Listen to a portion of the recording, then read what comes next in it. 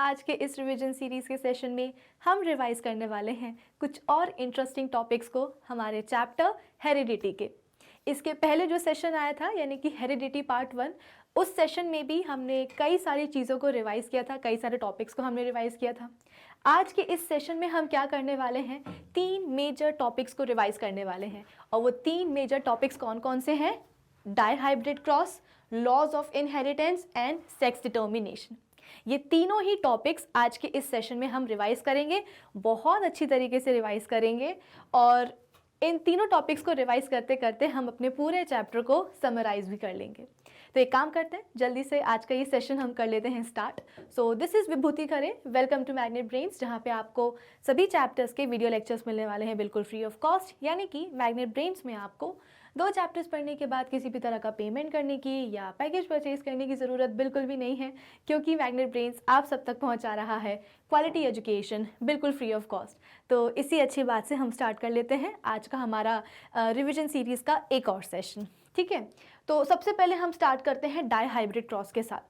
अब जैसे कि मैंने आपको बताया कि इसका जो प्रीवियस सेशन आया था उसमें हमने कई सारी चीज़ों को रिवाइज़ किया था, कई सारे टर्म्स को हमने रिवाइज़ किया था, जैसे कि हेरिडिटी क्या होता है, कैरेक्टर्स क्या होते हैं, ट्रेड्स क्या होते हैं, इनहेरिटेंस ऑफ ट्रेड्स क्या होता है, जीन्स क्या होते हैं, क्रोमोसोम्स क्या होते हैं। और यही नहीं, हमने मोनोहाइब्रिड क्रॉस तक चीज़ों को रिवाइज़ कर लिया था। आज के सेशन की शुरुआत हम करेंगे हमारे पहले टॉपिक के साथ, दैट इज़ डाइहाइब्रिड क्रॉस। अब मैं ये चाहती हूँ कि इससे पहले कि हम डाइहाइब्रिड क्रॉस के ऊपर जंप मारें, मोनोहाइब्रिड क्रॉस हम जल्दी से एक बार फिर से रिवाइज कर लेते हैं। क्यों? क्योंकि आज के सेशन में हम जो भी आगे की चीज़ें पढ़ने वाले हैं, मैं चाहती हूँ कि इन सभी चीज़ों को आप रिलेट कर पाओ मोनोहाइब्रिड क्रॉस के साथ या उन टॉपिक्स के साथ जो कि हमने अपने प्रीवियस सेशन में रिवाइज करे हैं। ठीक है, तो सबसे पहले डाइहाइब्रिड क्रॉस को पढ़ने के पहले मैं चाहती हूँ कि हम थोड़ा सा मोनोहाइब्रिड क्रॉस जो है रिवाइज कर लें। अब ये मोनोहाइब्रिड क्रॉस हो या ये डाइहाइब्रिड क्रॉस हो, ये आखिर परफॉर्म किसने किया था? ये और कोई नहीं, father of genetics sir Mendel ने परफॉर्म किया था। ठीक है, अच्छा एक बात बताओ, बार बार हम इस वर्ड का यूज़ करते हैं कि हाँ सर मेंडल कौन है? Father of genetics. फादर का मतलब सबको पता है, ठीक है, लेकिन ये जेनेटिक्स वर्ड का मतलब क्या होता है? जेनेटिक्स एक्चुअली हम बोलते हैं कि एक ब्रांच होती है बायोलॉजी की जो कि डील करती है जीन्स के साथ, जेनेटिक म्यूटेशंस के साथ और इनहेरिटेंस के साथ। ठीक है, तो कई बच्चों को ये लगेगा कि मैम आखिर ये अलग से बायोलॉजी की ब्रांच जेनेटिक्स बनाई ही क्यों गई है, क्यों हम जेनेटिक्स के बारे में पढ़ रहे हैं, क्यों हम फादर ऑफ जेनेटिक्स के बारे में पढ़ रहे हैं, उनके एक्सपेरिमेंट के बारे में पढ़ रहे हैं, क्या ज़रूरत है मोनोहाइब्रिड या डाइहाइब्रिड क्रॉस को पढ़ने की? रीज़न ये है कि ये जो फील्ड है ना जेनेटिक्स की, इसमें आगे जाकर के बहुत स्कोप है और बहुत ज़्यादा स्कोप है। कैसे? एक इंसिडेंट्स के बारे में मैं आपको बताना चाहूँगी कि ये थोड़े पहले की बात है, अभी रिसेंट ईयर्स की तो नहीं, ये काफ़ी पुरानी बात है कि कुछ कंट्रीज़ में, कुछ कॉन्टिनेंट्स में ना लोगों में विटामिन ए की बहुत ज़्यादा डेफिशिएंसी हो रही थी। भाई हम सबको पता है कि हमारे बॉडी में फैट सोल्युबल विटामिन होते हैं, वाटर सोल्युबल विटामिन होते हैं, उन्हीं में से एक विटामिन होता है विटामिन ए। ठीक है, तो विटामिन ए की डेफिशिएंसी बहुत ज़्यादा लोगों में दिखाई दे रही थी, और इतनी ज़्यादा विटामिन ए की डेफिशिएंसी थी कि लोग इस डेफिशिएंसी के कारण मर रहे थे, स्पेशली जो चिल्ड्रन हैं, जो बच्चे हैं, वो मर रहे थे। फिर इसके बाद में कुछ रिसर्चर्स आए, कुछ साइंटिस्ट आए, उन्होंने जो है ना इस चीज़ पे क्योंकि एक बहुत ही खतरनाक चीज़ थी कि भाई कैसे इतने सारे लोग, इतनी सारी पॉपुलेशन, वो भी अलग अलग कंट्री की, अलग अलग कॉन्टिनेंट्स की, इतनी ज़्यादा कैसे सफ़र कर रही है विटामिन ए की डेफिशिएंसी से। तो फिर एक सिमिलैरिटी साइंटिस्ट को दिखाई दी कि जहाँ जहाँ जिस भी पॉपुलेशन में, जिस भी कंट्री की पॉपुलेशन में, जिस भी कॉन्टिनेंट की पॉपुलेशन में विटामिन ए की डेफिशिएंसी दिखाई दे रही है ना, एक उन सब में समानता थी, सिमिलैरिटी थी। और वो सिमिलैरिटी ये थी कि उस पॉपुलेशन का जो स्टेपल फूड है वो था चावल, यानी कि राइस। तो कंक्लूजन ये निकाला गया कि जिस कंट्री या जिस कॉन्टिनेंट की पॉपुलेशन का स्टेपल फूड क्या होता है, चावल होता है, राइस होता है, वहाँ पे विटामिन ए की डेफिशिएंसी हो रही है, और इसी डेफिशिएंसी के कारण बहुत से लोग मर रहे हैं, स्पेशली बच्चे मर रहे हैं। लेकिन अब इस विटामिन ए की डेफिशिएंसी को ट्रीट तो करना ही था, भाई लोगों को बचाना तो पड़ेगा ही ना। तो फिर कंक्लूजन ये निकाला गया कि क्यों ना ये जो स्टेपल फूड खा रहे हैं इसी को हम मॉडिफाई कर दें, जिसके कारण इनके अंदर जो विटामिन ए की डेफिशिएंसी है वो चली जाए, और जब डेफिशिएंसी रहेगी ही नहीं तो लोग मरेंगे भी नहीं। तो हुआ क्या, जो स्टेपल फूड वो खा रहे थे राइस को, राइस का कलर क्या होता है यूजुअली, वाइट कलर का होता है ना, हम सभी चावल खाते हैं, उस चावल का कलर कैसा होता है, वाइट होता है। तो वाइट राइस को मॉडिफाई कर दिया गया किसमें, गोल्डन कलर के राइस में, और उस गोल्डन कलर के राइस को नाम दिया गोल्डन राइस। मैं आपको यहाँ पे एक्सप्लेन करने की कोशिश कर रही हूँ कि क्यों जेनेटिक्स की फील्ड हमारे लिए इंपॉर्टेंट है। ये जेनेटिक्स की फील्ड जो है ना, जेनेटिक्स के बारे में आप सिर्फ क्लास 10th में नहीं पढ़ोगे, जब आप, अगर आपने 11th 12th में बायो लिया है, लोगे अगर, तो आप वहाँ भी इन चीज़ों को देखोगे, और ऑब्वियसली बात है एडवांस्ड फॉर्म आप देखोगे, ठीक है। तो हुआ क्या, डेफिशिएंसी को ट्रीट करने के लिए वाइट राइस को जो है मॉडिफाई कर दिया गया किसमें, गोल्डन राइस में। कैसे ये मॉडिफिकेशन हुआ, ऐसा नहीं है कि वाइट राइस लिया उसके ऊपर जो है ना गोल्डन कलर कर दिया और वो क्या बन गया, एक गोल्डन राइस बन गया, नहीं। एक्चुअली हुआ क्या, इसमें विटामिन ए का प्रीकर्सर डाला गया। प्रीकर्सर डालने से हुआ क्या कि जैसे ही ये प्रीकर्सर ह्यूमन बींग्स खाएंगे, लोग खाएंगे, उनकी बॉडी में प्रीकर्सर जो है विटामिन ए सिंथेसाइज कर देगा, ठीक है। तो इस गोल्डन राइस को, बेसिकली जो नॉर्मल वाइट राइस था उसमें विटामिन ए का प्रीकर्सर डाल दिया गया, और जैसे ही लोगों ने इस बेसिकली मॉडिफाइड राइस को खाना शुरू किया, उनके अंदर प्रीकर्सर गया विटामिन ए का, और जो प्रीकर्सर है उसने विटामिन ए को सिंथेसाइज करना शुरू कर दिया। तो हुआ क्या, लोगों का खाना चेंज नहीं हुआ, उनका स्टेपल फूड चेंज नहीं हुआ, उसी स्टेपल फूड को क्या किया गया, मॉडिफाई किया गया, जिसके कारण उनकी बॉडी में जिस चीज़ की डेफिशिएंसी हो रही थी, विटामिन ए की डेफिशिएंसी हो रही थी, वो अब डेफिशिएंसी नहीं हुई। उनकी बॉडी में सफिशेंट अमाउंट में जितना जाना चाहिए उतना विटामिन ए जाने लगा, तो उनकी बीमारियां ठीक हो गई, ठीक है। अंधापन होने लगा था विटामिन ए की डेफिशिएंसी के कारण, वो अंधापन चला गया और लोग मरने से बच गए, ठीक है। तो ये हुआ क्या, वाइट राइस को गोल्डन राइस में मॉडिफाई किया गया। कैसे किया गया, जेनेटिक्स के थ्रू। जेनेटिक्स में हुआ क्या, बेसिकली जो वाइट राइस है ना, इसके पौधे में सर्टेन चेंजेस किए गए, ठीक है।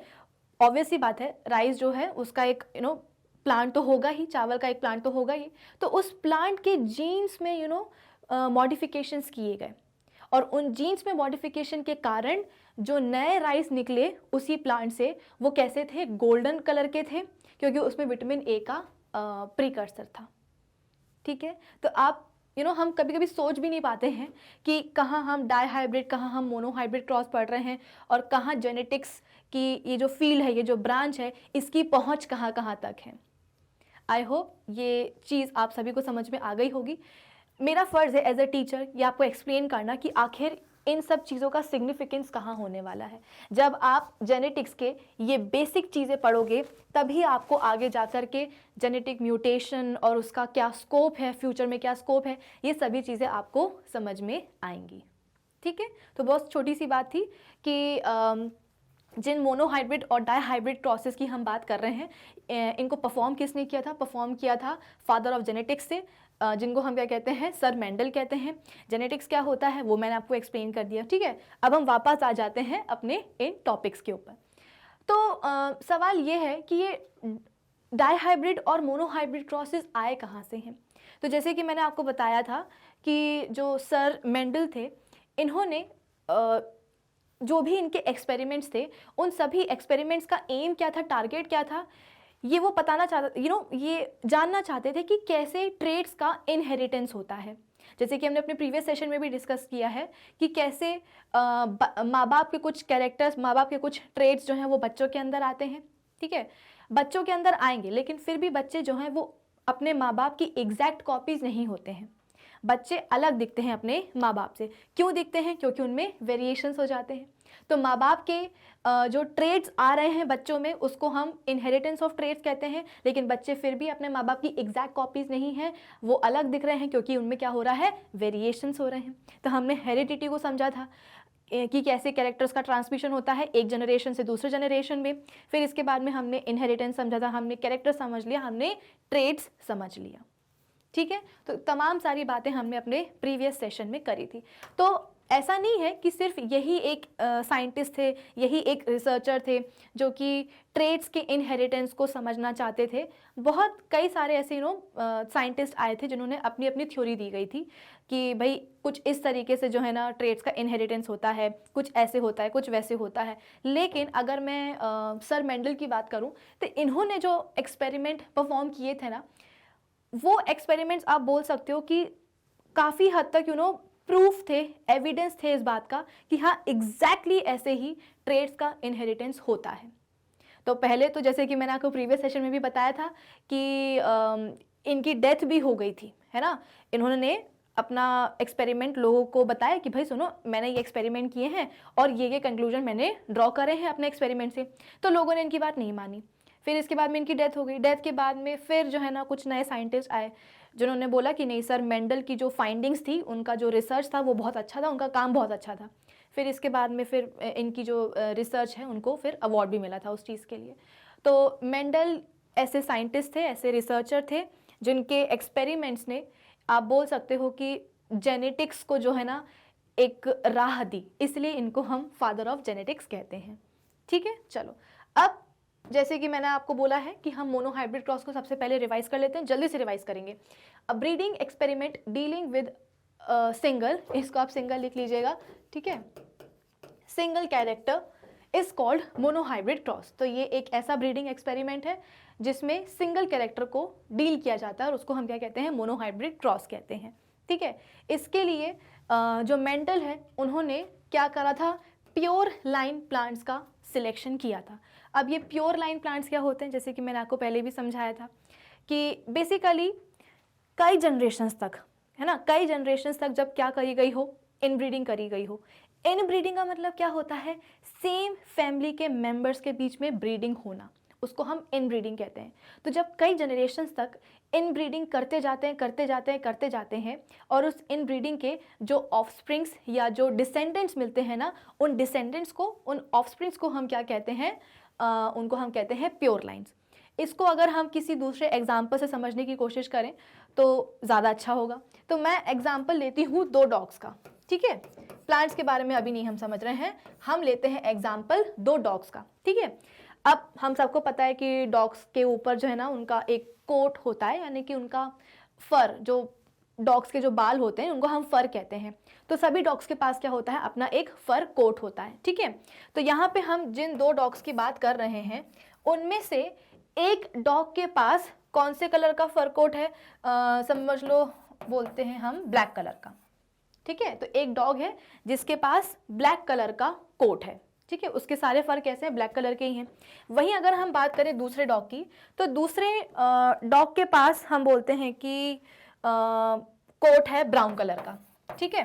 तो क्या आप मुझे बता सकते हो कि फर कोट का होना और फर कोट के अलग अलग कलर का होना, ये दोनों ही चीज़ें क्या हैं? ये दोनों ही चीज़ें हैं कैरेक्टर एंड ट्रेट्स। भाई डॉग्स हैं, है ना, तो डॉग्स के पास ऑब्वियस सी बात है फर कोट तो होगा ही होगा उनका। तो फर कोट का होना क्या है, एक कैरेक्टर है। लेकिन इस कैरेक्टर के जो आपको वेरिएशंस दिखाई देते हैं, जो फॉर्म्स दिखाई देते हैं, वो क्या है, ट्रेट्स हैं। जैसे कि मैंने आपको पहले भी एक्सप्लेन किया था कि फर कोट का होना डॉग्स के पास क्या है, एक कैरेक्टर है। जैसे कि हमारे पास आंखें होंगी, सबके पास आंखें होती है भाई, 2 आंखें होती है हमारे पास, तो 2 आंखों का होना क्या है, हमारे पास एक कैरेक्टर है। लेकिन आंखें एग्जैक्टली या आप बोल सकते हो कि आंखों का होना भी एक कैरेक्टर है और साथ ही साथ इन आंखों का कोई कलर भी तो होता है कि नहीं। तो आंखों का होना इज अ कैरेक्टर और आंखों के का एक डेफिनेट कलर होना भी क्या है, एक कैरेक्टर है। लेकिन आंखें अब ब्लू कलर की हैं, ब्राउन कलर की हैं या कोई ग्रीन कलर की हैं, चाहे किसी भी कलर की हो, तो जो आपको डिफरेंट कलर्स दिखाई दे रहे हैं ना, ये कलर्स क्या हैं, ये एक कैरेक्टर के वेरिएशन है कि भाई ह्यूमन बींग्स के पास 2 आंखें हैं, उन आंखों का कोई ना कोई कलर तो होगा ही, तो ये एक कैरेक्टर है। लेकिन ब्लू कलर की आंखें हैं या ब्लैक कलर की आंखें हैं या ब्राउन कलर की आंखें हैं या ग्रीन कलर की आंखें हैं, ये क्या है, ट्रेट्स हैं, ठीक है। तो सिमिलरली यहाँ पे हमने इस टॉपिक के साथ, इस एग्जाम्पल के साथ कैरेक्टर और ट्रेट्स को हमने फिर से रिवाइज कर लिया। ये एक ऐसा चैप्टर है जिसको आप जितने बार पढ़ोगे ना, उतने बार आप इस चैप्टर से कोई नई चीज़ सीखोगे और उतने बार आपके दिमाग में कोई ना कोई नई चीज़ फिट हो जाएगी, ठीक है। तो हुआ क्या, 2 डॉग्स थे, एक था कोई भी नाम रख लो XYZ, ठीक है। जब फर्स्ट हमारा डॉग था उसके पास जो उसका फर कोट था वो कौन से कलर का था? ब्लैक कलर का था। जो दूसरा डॉग था उसके पास जो उसका फर कोट था वो कौन से कलर का था? ब्राउन कलर का था। तो भाई डॉग्स के पास फर कोट होना क्या है? एक उनका कैरेक्टर है, लेकिन एग्जैक्टली वो जो फर कोट है उसका कलर कौन सा है वो क्या है? उसका ट्रेट है, ठीक है। तो ये वाला जो डॉग है इसका ट्रेट क्या हुआ? ब्लैक कलर का फर कोट। और इसका जो हमारा सेकेंड डॉग है उसका ट्रेट क्या है? ब्राउन कलर का फर कोट, ठीक है। ये वाला जो डॉग है ना इसको हम ब्लैकी ही बोल देते हैं, ठीक है। ये वाला जो ब्लैकी है ये क्या है? मेल है, ठीक है। और ये जो ब्राउन कलर का डॉग है ये क्या है? एक फीमेल है। तो ये हमने नाम रख दिए इनके फर कोट के बेसिस पे, ये है ब्लैकी और ये है क्या? Brownie. So we have two dogs, Blackie and Brownie, ठीक है। ब्लैकी क्या है? मेल है और ब्राउनी क्या है? फीमेल है। ब्लैकी और ब्राउनी हम क्यों बोल रहे हैं? क्योंकि ब्लैकी के पास जो फर कोट है वो है ब्लैक कलर का और ब्राउनी के पास जो फर कोट है वो है ब्राउन कलर का, ठीक है। अब अगर आपको ये चीज़ समझ में आ गई हो तो एक चीज़ और समझ लो, जैसे कि मैंने आपको बताया कि फर कोट का होना इज़ अ कैरेक्टर, लेकिन फर कोट की जो वेरिएशंस है कि कौन कौन से कलर के फर कोट दिखाई दे रहे हैं वो क्या है? ट्रेट है। तो भाई एक होता है डोमिनेंट ट्रेट, ट्रेट समझ में आ गया ना अब आपको। तो अब हम थोड़ा सा और हायर अपनी स्टेप पे जाते हैं।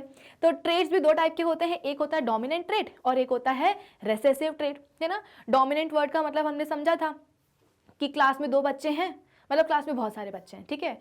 एक बच्चा बहुत ही बिल्कुल खली वाली पर्सनालिटी का हो, है ना, काफ़ी लंबा हो, चौड़ा हो, मस्त हो, और एक बच्चा है जो बहुत ही एकदम ऐसा है ना, दुबला सा। तो वो जो डोमिनेंट बच्चा है, मतलब जो अच्छा हेल्दी सा बच्चा है, वो क्या होगा? एक डोमिनेंट बच्चा कहलाएगा, ठीक है। और वो क्या करेगा? वो जो दुबला पतला बच्चा होगा ना उस पर हमेशा अपना हक जमाएगा और उसको जो है ना हमेशा डोमिनेट करेगा, ठीक है। तो डोमिनेंट और रेसेसिव वर्ड का मतलब हम सबको पता है। तो ट्रेट्स की यहाँ पे अगर बात हो रही है तो एक होता है डोमिनेंट ट्रेट और एक होता है रेसेसिव ट्रेट। तो ये जो ट्रेट्स है ना दोनों, ब्लैक कलर का फर कोट और ब्राउन कलर का फर कोट, इसमें हम बोल रहे हैं कि जो ब्लैक कलर का फर कोट है वो क्या है? एक डोमिनेंट ट्रेट है, ठीक है। ये क्या है? एक डोमिनेंट ट्रेट है। और ब्राउन कलर का जो फर कोट है वो क्या है? एक रेसेसिव ट्रेट है। तो आप बोल सकते हो कि मोस्टली जो डॉग्स हैं उनके पास ब्लैक कलर का ही फर कोट होता है, क्योंकि वो क्या है? एक डोमिनेंट ट्रेट है। और कभी कभी कुछ डॉग्स के पास ब्राउन कलर का भी फर कोट हो जाता है, जो कि क्या है? एक रेसेसिव ट्रेट है, ठीक है। अब ये रहा हमारा ब्लैकी और ये रहा क्या? हमारा ब्राउनी। अब क्या हुआ? इनके बीच में ब्रीडिंग हुई। ब्रीडिंग से हम बोलते हैं कि इनके बहुत सारे पपीज़ निकल के आए, ठीक है। सपोज हम बोलते हैं कि चलो 4 ही लेते हैं हम, ठीक है। तो इनके 4 पपीज़ आए, ठीक है। अब इन 4 पपीज़ में हम बोलते हैं कि 2 पपीज़ ऐसे थे जो कि कैसे थे? जिनका फर कोट ब्लैक कलर का था, इसका भी और इसका भी। तो फर्स्ट और सेकेंड नंबर का जो पपी है दोनों के ही फर कोट का कलर क्या था? ब्लैक कलर का था, ठीक है। अब ये जो थर्ड वाला पपी है इसका जो फर कोट है वो मिला जुला था, यानी कि उसमें कुछ ब्लैक कलर के भी हेयर थे, कुछ ब्लैक कलर के भी फर थे और कुछ ब्राउन कलर के भी फर थे, ठीक है। तो वो क्या था? मिक्सचर था। तो थर्ड नंबर का जो पपी है वो कैसा था? मिक्सचर था। अब इसके बाद में जो फोर्थ नंबर का पपी है, फोर्थ नंबर के पपी को क्या हुआ? उसका जो फर कोट है वो कैसा था? ब्राउन कलर का ही था। तो ब्लैकी और ब्राउनी के 4 पपीज़ आए। इन 4 पपीज़ में से 2 पपीज़ ऐसे थे जिनका फर कोट जो है वो ब्लैक कलर का था। थर्ड नंबर का ऐसा है जिसके पास मिक्सचर था, यानी कि ब्लैक के साथ साथ कुछ कुछ ब्राउन कलर के भी फर थे। और फोर्थ नंबर का जो पपी है वो हम बोलते हैं कि एग्जैक्टली अपनी ममा जैसा दिखता था, यानी कि उसके पास जो फर कोट था वो क्या था? ब्राउन कलर का था, ठीक है। अब हुआ क्या? ये जो दोनों फर्स्ट और सेकेंड नंबर के पपी हैं ये दोनों क्या हुए? बड़े हो गए, ठीक है। बड़े हुए और इनमें से एक मेल था और दूसरी फीमेल थी। अब हुआ क्या? इन दोनों ही मेल और फीमेल डॉग्स के बीच में फिर से ब्रीडिंग कराई गई। यहाँ पे तो हमने अलग अलग डॉग्स लिए थे, ब्लैकी और ब्राउनी। यहाँ पे हमने क्या किया? ब्लैकी और ब्राउनी के जो पपीज़ आए उन पपीज़ के बीच में ही हमने क्या करा दी? ब्रीडिंग करा दी। इसको हम इनब्रीडिंग कहते हैं, यानी कि सेम फैमिली के मेंबर्स के बीच में ब्रीडिंग हो जाना। देखो ना, ये चारों पपीज़ जो हैं इनके जो मम्मी पापा हैं वो सेम थे, है ना। पापा था ब्लैकी और मम्मी थी कौन? ब्राउनी। तो हुए क्या? देखा जाए तो ये चारों पपीज़ जो थे वो आपस में भाई बहन थे, लेकिन हमने किया क्या? 2 पपीज़ जिनके फर कोट का कलर ब्लैक था, यानी कि डोमिनेंट ट्रेट था, उनको हमने आपस में ब्रीड करा दिया, इसको हम कहते हैं इनब्रीडिंग, ठीक है। और इनके ब्रीड कराने पर सपोज बहुत सारे पपीज मिले, कितने सारे मिल गए, सपोज 10 मिल गए, ठीक है। अब हुआ क्या, ऐसा नहीं है कि जो फर्स्ट और सेकेंड नंबर का जो पपी है इनके फर कोट का कलर ब्लैक था तो इनके पास ब्राउन कलर के फर कोट का ट्रेट नहीं आया था, बिल्कुल आया था। लेकिन हुआ जैसे कि हमारे पास होता है ना, आपको मैंने पहले भी एक्सप्लेन किया है कि पापा का आंखों का कलर जो है वो कैसा है, ब्लैक है, मामा की आंखों का कलर कैसा है, ब्राउन है, ठीक है। जो बच्चा हुआ या तो उसकी आंखों का कलर पापा जैसा होगा या मम्मी जैसा होगा, या फिर तीसरी नई चीज यानी कि वेरिएशन हो गया और बच्चे की आंखों का कलर क्या हो गया, ब्लू कलर का हो गया, है ना। लेकिन ऐसा नहीं है कि अगर बच्चे की आंखें अगर पापा जैसी हैं तो उसके अंदर मम्मी की आंखों वाला कलर का ट्रेट नहीं गया होगा, बिल्कुल गया होगा। लेकिन जो डोमिनेंट होगा वो क्या करेगा, अपने आप को एक्सप्रेस कर देगा। तो जैसे कि मैंने आपको बताया था कि ब्लैक कलर का जो फर कोट है वो क्या है, एक डोमिनेंट ट्रेट है, और व्हाइट कलर का जो फर कोट है वो क्या है, एक रेसेसिव ट्रेट है। तो ये दोनों जो बच्चे आए फर्स्ट और सेकेंड नंबर के दोनों पपीज जो आए, इनके फर कोट का जो कलर है वो कैसा था, ब्लैक कलर का था, ठीक है। लेकिन इसका मतलब ये नहीं है कि ब्राउन कलर के फर कोट का ट्रेट इनके पास नहीं पहुंचा था, बिल्कुल पहुंचा था, लेकिन वो रिसेसिव ट्रेट था, इसीलिए वो खुद को एक्सप्रेस नहीं कर पाया। और डोमिनेंट वाला पहुंचा तो डोमिनेंट वाले ने अपने आप को एक्सप्रेस कर दिया, और फिर हम बोलते हैं कि एक्सप्रेस होने के कारण फर्स्ट और सेकेंड नंबर के पपीज का जो फर कोट का कलर है वो क्या हो गया, ब्लैक हो गया, ठीक है। अब हुआ क्या, इन्हीं दोनों ब्लैक कलर के पपीज को जब ये बड़े हो गए इनके बीच में इनब्रीडिंग कराई गई, यानी कि सेम फैमिली मेंबर्स के बीच में ब्रीडिंग कराई गई और इनके बहुत सारे पपीज हुए, ठीक है। सपोज 10 पपीज हुए, 10 में से हम बोलते हैं कि 9 पपीज ऐसे थे जिनके फर कोट का कलर क्या था, ब्लैक ही था, ठीक है।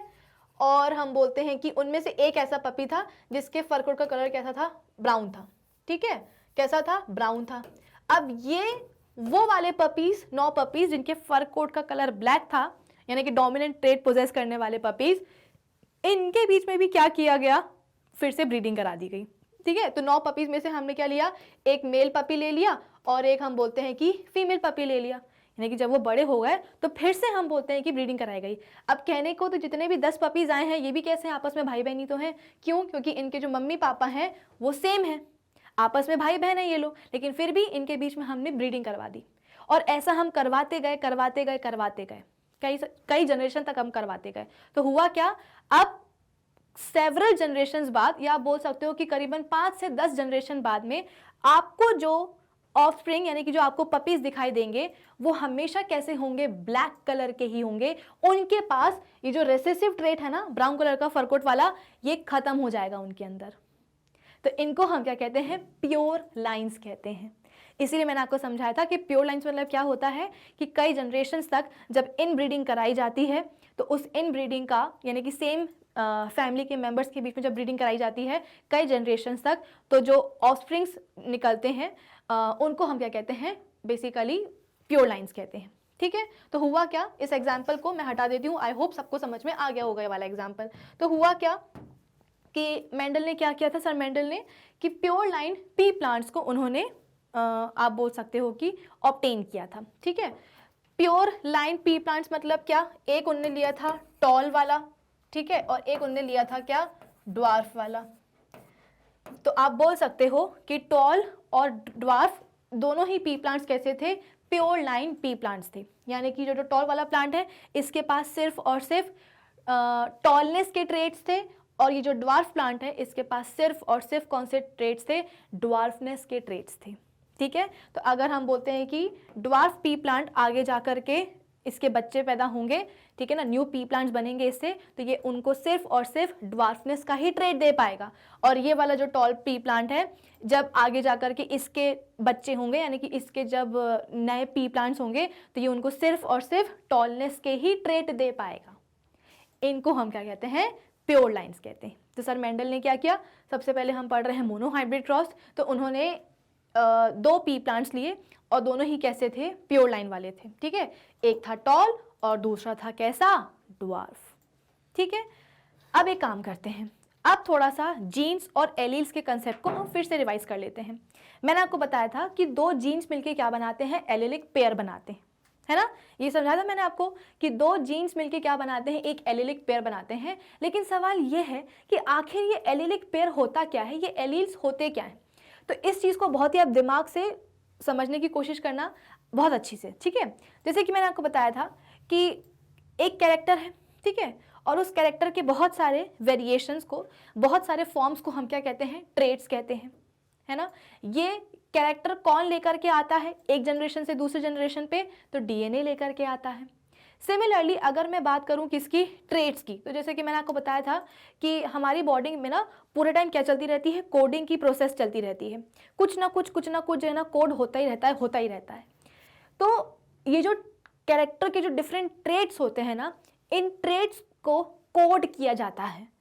और कोड कौन करता है, तो क्रोमोसोम के अंदर जो जीन्स प्रेजेंट होते हैं वही कोड करते हैं। ये चीज़ मैंने आपको एक्सप्लेन करी थी। तो यहाँ पे मैं लिख देती हूँ कि जीन्स क्या करते हैं, जीन्स हम बोलते हैं कि ट्रेट्स को कोड करते हैं। तो एक कैरेक्टर के बहुत सारे वेरिएशंस को, बहुत सारे फॉर्म्स को हम ट्रेट्स कहते हैं। और जीन्स क्या करते हैं, जीन्स बेसिकली ट्रेट्स को कोड। अब होता क्या है, अगर हम बात करेंगे अपनी, कर लेते हैं ह्यूमन बींग्स की बात कर लेते हैं, तो हम ह्यूमन बींग्स में हर एक जीन की 2 कॉपीज़ होती हैं। क्या बोला मैंने, आई रिपीट, हर एक जीन की 2 कॉपीज़ होती हैं हम ह्यूमन बींग में, ठीक है। तो यहाँ पे मैं लिख देती हूँ कि एक है हमारे पास क्या, जीन, और इस जीन की हैं 2 कॉपीज़, ये रही कॉपी 1 और ये रही कॉपी 2। तो यहाँ पे आपको एक ही जीन के 2 फॉर्म्स दिखाई दे रहे होंगे, जैसे कि मैंने अभी अभी आपको कैरेक्टर और ट्रेट्स के बारे में समझाया, ठीक है। तो एक ही कैरेक्टर के जो आपको डिफरेंट वेरिएशंस, जो डिफरेंट आपको फॉर्म्स दिखाई देते हैं, वो क्या कहलाते हैं, ट्रेट्स कहलाते हैं। सिमिलरली जैसे कि मैंने आपको बोला कि हम ह्यूमन बींग्स के पास हर एक जीन के 2 कॉपीज़ होती हैं, यानी कि 2 फॉर्म्स होते हैं, और इन्हीं दोनों फॉर्म्स को हम क्या कहते हैं, इन्हीं दोनों फॉर्म्स को हम कहते हैं एलील्स। तो ये क्या हो गया, ये हो गई एक एलील, ठीक है, ये क्या हो गया भाई, ये हो गया एक एलील, ये हो गई दूसरी एलील, और दोनों ही एलील से मिलकर क्या बना दिया है, एक एलिलिक पेयर बना दिया है। तो ये क्या बन गया, एक एलिलिक पेयर बन गया। क्या आपको ये चीज़ समझ में आई कि जीन्स और एलील्स क्या होते हैं। कई बार किताबों में लिखा रहता है कि जीन्स क्या है भाई, एलील्स क्या है, तो जीन लिखा और जो है ना स्लैश लगा करके लिख दिया क्या, एलील, यानी कि जीन बोल लो या एलील बोल लो, दोनों क्या है, एक ही बात है।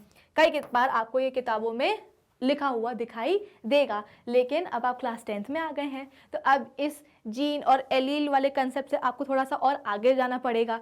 अब आपके लिए जानना ये ज़रूरी है कि जीन्स क्या होते हैं और एलील्स क्या होते हैं।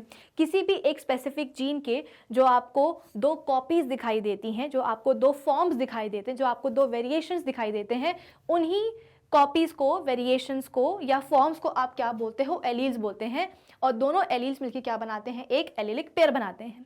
अब अभी मैंने आपको क्या बताया था कि जीन्स का काम क्या होता है, ट्रेट्स को कोड करना, ठीक है। तो ये जीन भी क्या करेगी, एक आप बोल सकते हो कि एक कैरेक्टर को ये कोड करेगी, ठीक है। और इस जीन की जो दोनों कॉपीज़ हैं वो क्या करेंगी, उस कैरेक्टर के लिए डिफरेंट ट्रेट्स को कोड करने वाली हैं। जैसे कि एक एग्जाम्पल हम लेते हैं, कलर ऑफ आई, ठीक है। तो हमारे पास ये एक जीन है, ये जीन क्या कर रही है, ये जीन कर रही है क्या, कोड, किसको कोड कर रही है, तो एक कैरेक्टर को। कैरेक्टर क्या है, कैरेक्टर है आंखों का कलर, ठीक है। तो यहाँ पे मैं लिख देती हूँ आई कलर।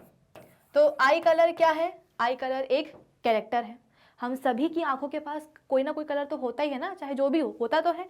तो आई कलर क्या है, एक कैरेक्टर है। अब इस कैरेक्टर के सपोज हम बात करते हैं 2 ट्रेट्स की, ठीक है।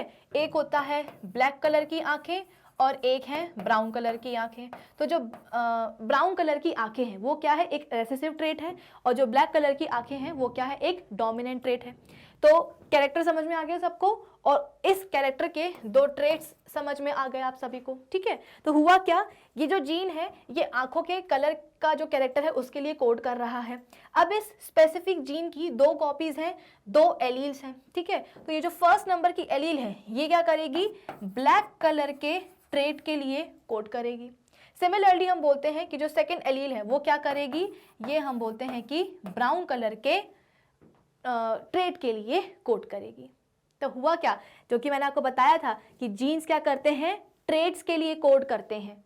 हमारी बॉडी में कंटिन्यूसली क्या चलती रहती है, कोडिंग चलती रहती है। किस चीज़ की कोडिंग, तो ट्रेड्स की कोडिंग कौन करता है, जीन्स करते हैं। तो अब आपके लिए समझना बहुत ज़रूरी है कि जीन्स में भी कौन, तो जीन्स की जो 2 कॉपीज होती हैं, जो 2 एलील्स होते हैं, वो करते हैं ट्रेड्स के लिए कोड।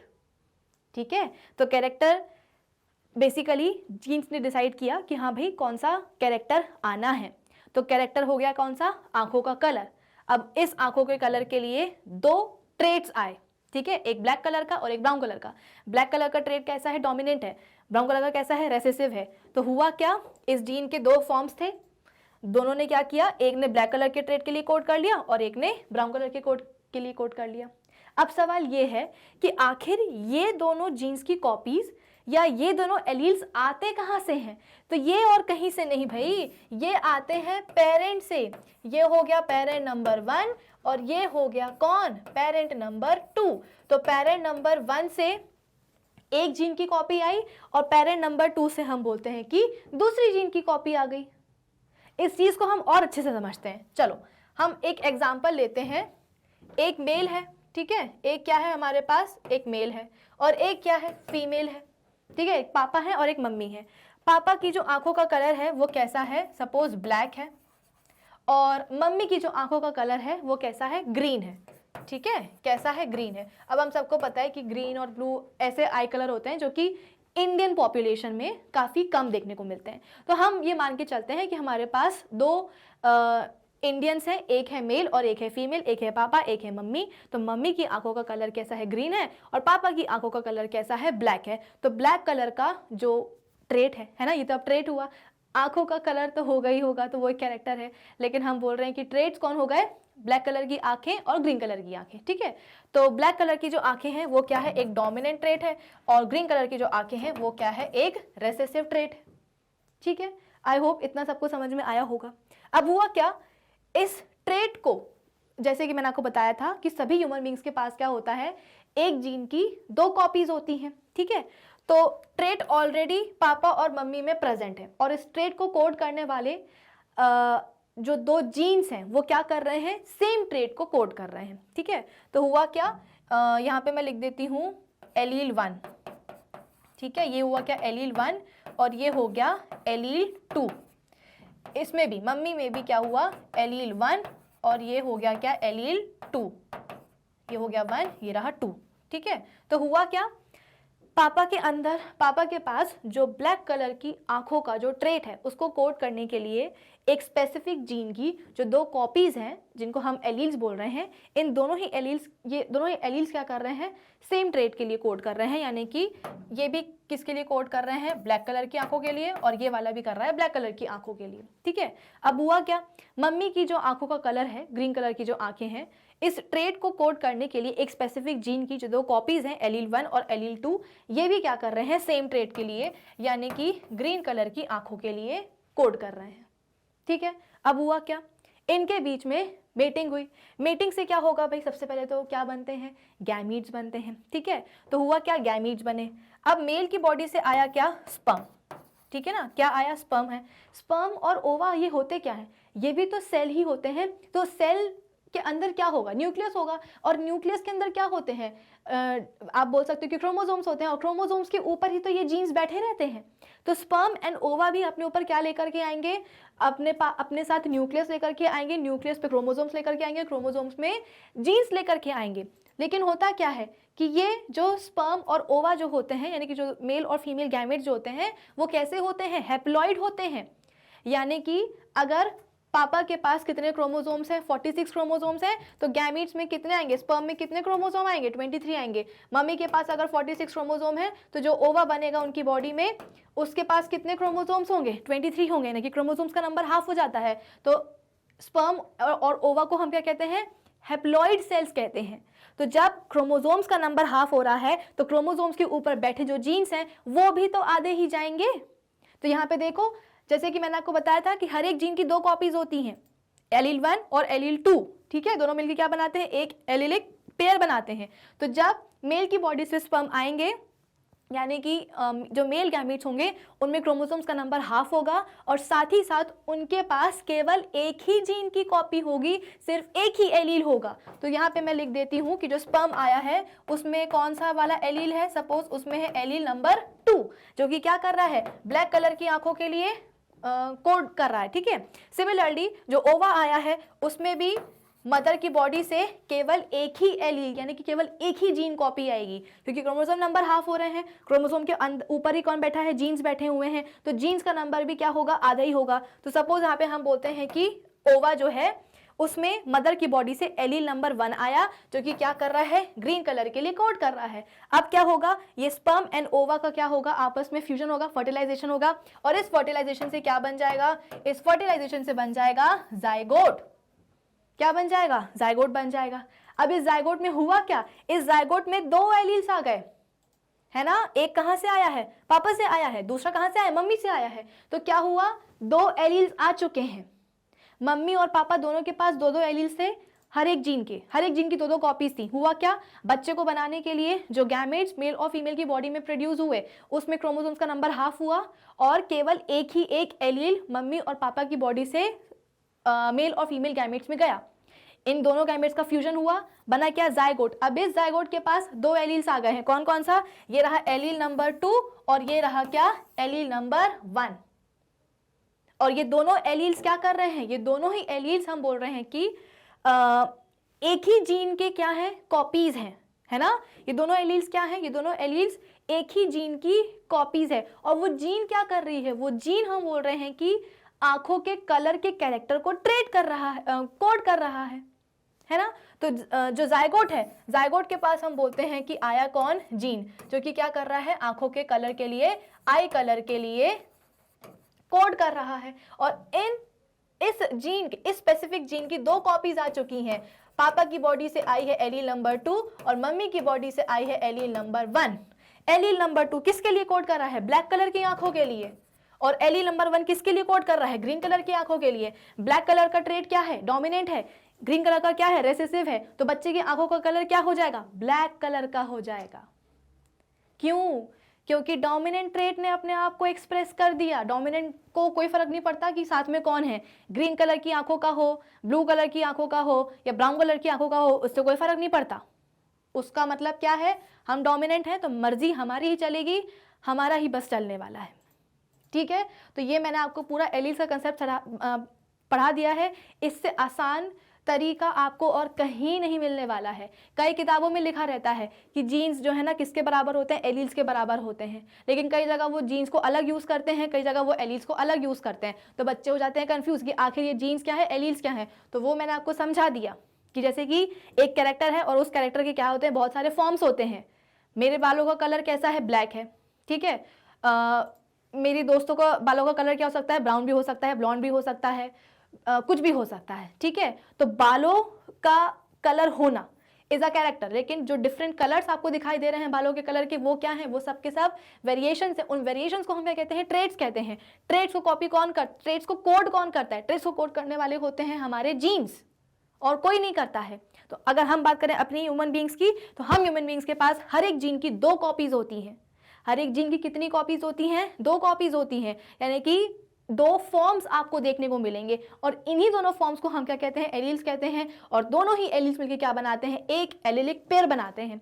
तो एक जीन क्या करेगी, एक जीन जो है एक कैरेक्टर को कोड करेगी, आंखों के कलर के लिए जो कैरेक्टर है उसको वो कोड करेगी। अब उस जीन के 2 फॉर्म्स आ गए, 2 कॉपीज आ गई।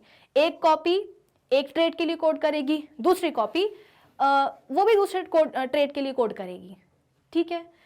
आई होप ना समझ में आ गया होगा। फिर क्या होगा, जब गैमेट का फॉर्मेशन होगा तो गैमेट के पास हम बोलते हैं कि केवल एक ही जीन की कॉपी जा पाएगी, केवल एक ही एलील जा पाएगा, ठीक है। इस वजह से जो जाइगोट बनता है उसके पास एक जीन की 2 कॉपीज आ जाती हैं, 2 एलील्स आ जाती हैं। एक आती है पेरेंट से, एक आती है पापा से, और एक आती है मम्मी से। आई होप इतना सबको समझ में आ गया होगा, ठीक है।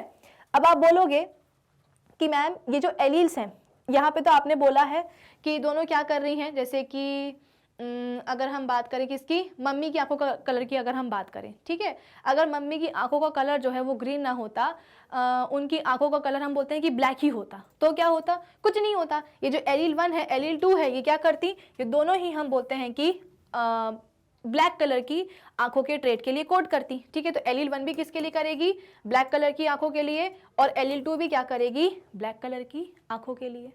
तो होगा क्या, बच्चे की आंखों का कलर हम बोलते हैं कि ब्लैक ही रहेगा। आई होप इतना सबको समझ में आ रहा होगा। अब ये जो एलील्स होते हैं इनके दो फॉर्म्स होते हैं, अब ध्यान से सुनना, ठीक है। ये जो एलील्स मैंने आपको बताए हैं, इन एलील्स के दो फॉर्म्स होते हैं, एक होता है होमोजाइगस फॉर्म, एक होता है होमोजाइगस फॉर्म, और एक होता है हेटेरोजाइगस फॉर्म, ठीक है। हेटेरो मतलब क्या होता है, अलग अलग, होमो मतलब क्या होता है, सेम होता है।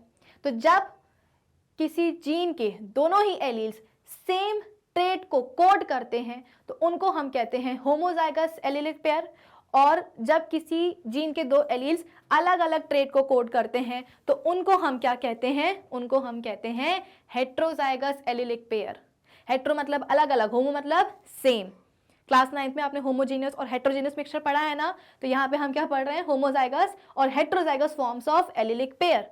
जब किसी जीन के दोनों ही एलील्स सेम ट्रेट को कोड कर रहे हैं, जैसे कि यहाँ पे अगर हम बात कर रहे थे कि पापा की आंखों का जो कलर है वो ब्लैक था, और आंखों के कलर के लिए जो जीन कोड कर रहा था उसके दो फॉर्म्स थे, एलील 1 और एलील 2, और दोनों ही एलील्स क्या कर रहे थे, सेम ट्रेट के लिए कोड कर रहे थे। यानी कि एलील 1 भी किसके लिए कर रहा था, ब्लैक कलर के लिए, एलील 2 भी किसके लिए कोड कर रहा था, ब्लैक कलर के लिए। तो यहाँ पे एक ही जीन के दोनों एलील्स जो हैं वो सेम कलर के लिए, सेम ट्रेट के लिए कोड कर रहे हैं। यानी कि यहाँ पे कौन सी कंडीशन है, यहाँ पे कंडीशन है होमोजाइगस फॉर्म या होमोजाइगस कंडीशन। क्या आपको ये चीज समझ में आ रही है, यहाँ पे क्या हो रहा है, होमोजाइगस कंडीशन। अब देखो बच्चे के अंदर क्या हुआ, बच्चे के अंदर हम बोलते हैं कि मम्मी से भी एक जीन की कॉपी आई, पापा से भी एक जीन की कॉपी आई, ठीक है, लेकिन हुआ क्या, एक जीन की कॉपी यानी कि एक एलील जो है वो ब्लैक कलर के ट्रेट के लिए कोड कर रहा था, और जो दूसरी कॉपी है, जो दूसरा एलील है, वो ग्रीन कलर की आंखों के लिए कोड कर रहा था। यानी कि दोनों ही जीन की दोनों कॉपीज हैं, दोनों एलील्स हैं, लेकिन ये दोनों एलील्स क्या कर रहे हैं, अलग अलग ट्रेट के लिए कोड कर रहे हैं, एक ब्लैक कलर के लिए, एक ग्रीन कलर के लिए। तो ये क्या हो जाएगा, ये हो जाएगा heterozygous form of allylic pair, या ये हो जाएगी हेटेरोजाइगस कंडीशन, जहां पे एलील्स क्या कर रहे हैं, अलग अलग ट्रेट्स के लिए कोड कर रहे हैं, और जहां पे वो सेम ट्रेट के लिए करते हैं उनको हम क्या कहते हैं, होमोजाइगस फॉर्म कहते हैं, ठीक है। अब आप बोलोगे कि मैम चलो ये समझ में आ गया कि जो डोमिनेंट ट्रेट है, ठीक है, वो तो क्या करेगा, अपने आप को जो है ना हमेशा एक्सप्रेस कर लेगा, है ना, हमेशा अपने आप को एक्सप्रेस कर लेगा।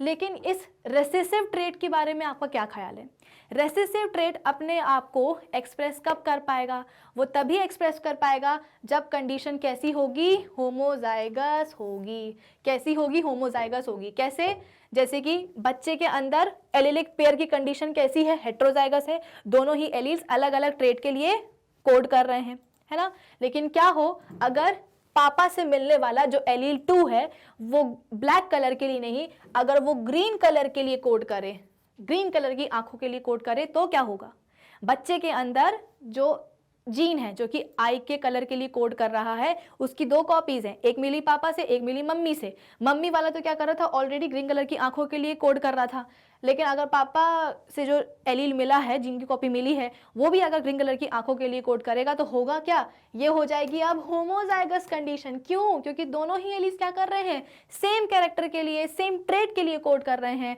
तो होगा क्या, ग्रीन कलर की आंखें क्या होती हैं, रेसेसिव होती हैं, है ना, एक रेसेसिव ट्रेट है, लेकिन है क्या, ये ट्रेट दोनों कैसे हैं, होमोजाइगस कंडीशन में है। तो होमोजाइगस कंडीशन में रेसेसिव ट्रेट अपने आप को एक्सप्रेस कर लेगा। तो अगर हम बात करेंगे डोमिनेंट ट्रेट की, तो डोमिनेंट ट्रेट क्या होता है, वो सिर्फ डोमिनेंट ट्रेट अपने आप को कभी भी एक्सप्रेस कर सकता है, होमोजाइगस कंडीशन में भी और हेटेरोजाइगस कंडीशन में भी। लेकिन जो रेसेसिव ट्रेट्स होते हैं वो अपने आप को सिर्फ और सिर्फ होमोजाइगस कंडीशन में ही एक्सप्रेस कर पाते हैं, ठीक है। ये कंडीशन कैसे आ सकती है, देखो हुआ क्या, मम्मी की आंखों का कलर कैसा था, ग्रीन कलर का था, ठीक है। अब इस ग्रीन कलर का जो ट्रेट है ये मम्मी ने अपने बच्चे को भी पास ऑन किया, लेकिन हुआ क्या, पापा से भी तो उसको एक एलील मिला था, और उस एलील वो बेसिकली वो एलील किसके लिए कोड कर रहा था, किसके लिए, किस ट्रेट के लिए, तो ब्लैक कलर की आंखों के लिए। ब्लैक कलर हम बोलते हैं कि ग्रीन कलर की आंखों पे डोमिनेंट होता है, इसलिए बच्चे के अंदर ऐसा नहीं है कि ग्रीन कलर का ट्रेट आया नहीं था, आया था लेकिन डोमिनेंट वाला प्रेजेंट था ब्लैक कलर का, इसलिए बच्चे की आंखें जो है ब्लैक हो गई। मम्मी की आंखें ब्लू थी लेकिन ग्रीन थी, लेकिन बच्चे की आंखें ग्रीन नहीं हो पाई, बच्चे की आंखें ब्लैक ही हुई, किसके जैसी, पापा जैसी। अब सवाल ये है कि मैम क्या हो, मतलब ये चीज़ कैसे पॉसिबल है कि बच्चों के आंखों का जो कलर है वो क्या रहे, ग्रीन ही रहे। जैसी मम्मी की आंखों का कलर है वैसे ही बच्चे की आंखों का कलर कैसे आ सकता है, तो ये देखो ये तभी पॉसिबल है जब पापा की बॉडी में जो जीन है जो कि आंखों के कलर के लिए कोड कर रहा है, उसकी दोनों कॉपीज में से कोई एक कॉपी ऐसी हो जो कि ग्रीन कलर की आंखों के लिए, ट्रेट के लिए कोड कर रही हो। क्या आप इस चीज़ को समझ रहे हो? मैं ये आपको बताना चाह रही हूँ कि बच्चे के अंदर होमोजाइगस कंडीशन एलीलिक पेयर की कैसे आ सकती है, कैसे बच्चों की आंखों का जो कलर है वो ग्रीन हो सकता है। तो ग्रीन ट्रेट एक तो आ चुका है मम्मी से, दूसरा आना है कहाँ से, पापा से। पापा से कैसे आ सकता है? पापा से तभी आ पाएगा जब पापा के अंदर वो स्पेसिफिक जीन जो कि आंखों के कलर के लिए कोड कर रहा हो, उस जीन की दो कॉपीज में से एक कॉपी क्या करे, ग्रीन कलर के ट्रेट के लिए कोड करे। अभी क्या हो रहा था, एलील 1 और एलील 2 दोनों ही ब्लैक कलर की आंखों के लिए आप बोल सकते हो कि कोड कर रही थी, ठीक है। लेकिन हुआ क्या, हमने चेंज कर दिया, हमने एलील 1 को बोला कि भाई एक काम करो, आप ग्रीन कलर की आंखों के लिए कोड करो। तो अब क्या होगा, अब सपोज आप बोल सकते हो कि मेल की बॉडी से जो स्पर्म्स निकलेंगे, ठीक है ना, तो स्पर्म्स में जैसे कि मैंने आपको बताया कि केवल एक ही एक जीन की कॉपी आती है। तो एक स्पर्म आया जिसके पास कौन सी कॉपी थी, एलील 2 थी, ठीक है। इसके बाद में एक दूसरा स्पर्म भी आया, दूसरा स्पर्म आया जिसके पास एलील नंबर 1 था। एलील नंबर 1 वही जो कि ग्रीन कलर के ट्रेट के लिए कोड कर रहा है, ठीक है। तो मेल की बॉडी से दो स्पर्म आए, एक स्पर्म में एक जीन कॉपी, दूसरे स्पर्म में दूसरी जीन कॉपी। एक स्पर्म में कौन सा आया, एलील 2 जो कि ब्लैक कलर के लिए कोड कर रहा था, दूसरे स्पर्म में आया एलील 1 जो कि ग्रीन कलर के लिए कोड कर रहा था। अब हुआ क्या, जब ये वाला स्पर्म जो कि ग्रीन कलर के लिए कोड करने वाले जीन को लेकर के आ रहा था, अगर ये स्पर्म ओवा के साथ फ्यूज हो गया तो हम बोलते हैं कि जाइगोट के अंदर होमोजाइगस कंडीशन आ जाएगी, उसके पास भी वही ट्रेट आ जाएगा, वही जीन आ जाएगा, वही एलील आ जाएगा जो कि ग्रीन कलर के ट्रेट के लिए कोड कर रहा है। तो बच्चे के अंदर आ जाएगी होमोजाइगस कंडीशन और बच्चे की आंखें जो है वो ग्रीन कलर की हो जाएगी। आई होप इतना सबको समझ में आ रहा होगा। तो अब आपके लिए ये चीज़ समझना बहुत ज़रूरी है कि जीन्स और एलील्स में क्या क्या फ़र्क होता है, ठीक है। ये मैंने आपको बता दिया है। अब आ जाओ किस पे, मोनोहाइब्रिड क्रॉस पे। ये मत समझिएगा कि मैं आपको मोनोहाइब्रिड क्रॉस ही इतनी देर से एक्सप्लेन कर रही हूँ। ये जो चीज़ है ना एलील्स और जीन्स वाली, ये आगे जाकर के आपको बहुत कंफ्यूज करने वाली है, इसलिए अभी ही समझ लो। ये जो चीज़ है आपको मोनोहाइब्रिड क्रॉस में भी काम आएगी और डायहाइब्रिड क्रॉस में भी काम आने वाली है। तो हुआ क्या, जैसे कि हमने स्टार्ट किया था किसके साथ, मेंडल के एक्सपेरिमेंट के साथ, कि उन्होंने एक टॉल प्लांट लिया था और एक ड्वार्फ प्लांट लिया था, है ना। अब हुआ क्या, ये दोनों ही जो टॉल और ड्वार्फ पी प्लांट्स लिए गए थे, ये कैसे थे, ये थे प्योर लाइन प्लांट्स, है ना। ये जो टॉल वाला पी प्लांट है ये भी कैसा था, एक प्योर लाइन प्लांट था, यानी कि इसकी जो नेक्स्ट जनरेशन आएगी उस जनरेशन को ये केवल एक ही टाइप का ट्रेट दे सकता है, वो है टॉलनेस का ट्रेट। सिमिलरली ये जो ड्वार्फ पी प्लांट है ये अपनी नेक्स्ट जनरेशन को केवल एक ही टाइप का ट्रेट दे सकता है, दैट इज ड्वार्फनेस का ट्रेट। ऐसा नहीं होगा कि जो टॉल वाला प्लांट है वो टॉल के साथ साथ ड्वार्फनेस का भी ट्रेट दे रहा हो, ये नहीं होगा। इसीलिए तो इनको हम क्या कह रहे हैं, प्योर लाइन प्लांट्स कह रहे हैं। अब ये प्योर लाइन प्लांट्स पता है कैसे होते हैं, इनके अंदर आप बोल सकते हो कि होमोजाइगस फॉर्म होता है जीन का, या आप बोल सकते हो एलीलिक पेयर का, ठीक है ना। होमोजाइगस फॉर्म होता है एलीलिक पेयर का।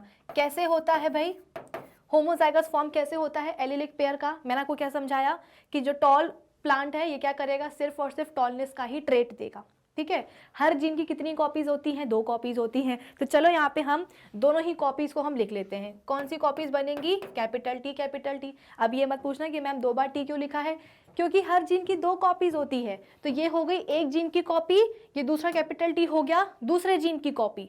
सिमिलरली यहाँ पे भी मैं लिख देती हूँ लेकिन स्मॉल में लिखूंगी, क्यों, क्योंकि ड्वार्फनेस पी प्लांट में क्या है, एक रेसेसिव ट्रेट है, ठीक है। तो रेसेसिव ट्रेट को दिखाने के लिए यहाँ पे मैं स्मॉल लेटर्स का यूज़ कर रही हूँ। तो हुआ क्या, अब इस ड्वार्फ पी प्लांट में भी मैंने क्या लिखा है, जीन की 2 कॉपीज लिखी है। स्मॉल टी भी क्या है, एक जीन कॉपी है, ये वाला स्मॉल टी भी क्या है, ये दूसरी जीन कॉपी है, ठीक है। और अगर हम बात करेंगे टॉल पी प्लांट की, तो ये जो दोनों जीन्स आपको दिखाई दे रहे हैं, जो दोनों ही आपको जो जीन कॉपीज दिखाई दे रही हैं, ये दोनों ही जीन कॉपीज क्या कर रही हैं, सेम ट्रेट के लिए कोड कर रही हैं। यानी कि ये वाली जीन कॉपी भी करेगी किसके लिए कोड, टॉलनेस के लिए। ये सेकेंड वाली भी जीन कॉपी किसके लिए कोड करेगी, टॉलनेस के लिए। सिमिलरली ड्वार्फ पी प्लांट में ये जो स्मॉल टी है, ये किसके लिए कोड करेगी, ये कोड करेगी आप बोल सकते हो कि ड्वार्फनेस ट्रेट के लिए। और ये जो दूसरे नंबर वाला स्मॉल टी है, ये भी किसके लिए कोड करेगा, ड्वार्फ ट्रेट के लिए, ठीक है। आई होप इतना समझ में आ रहा होगा आपको। तो अभी अभी मैंने आपको एलीलिक पेयर का होमोजाइगस कंडीशन क्या समझाया था, कि जब दोनों ही एलील्स यानी कि दोनों ही जीन कॉपीज क्या कर रही हूँ, सेम ट्रेट के लिए कोड कर रही हूँ, तभी हम बोलते हैं कि वो क्या होती है, होमोजाइगस कंडीशन होती है या होमोजाइगस फॉर्म होता है एलीलिक पेयर का। तो यहाँ पे हमको दोनों ही प्योर लाइन पी प्लांट्स में होमोजाइगस कंडीशन दिखाई दे रही है, ठीक है।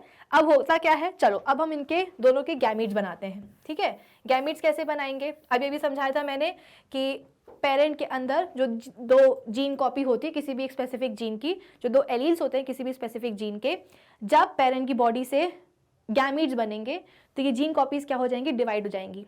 एक गैमीट में एक तरह की जीन कॉपी, दूसरे गैमीट में दूसरी तरह की जीन कॉपी। तो अगर हम बात करेंगे इस टॉल पी प्लांट की, तो इसके पास 2 टाइप के गैमीट्स बनेंगे, ठीक है।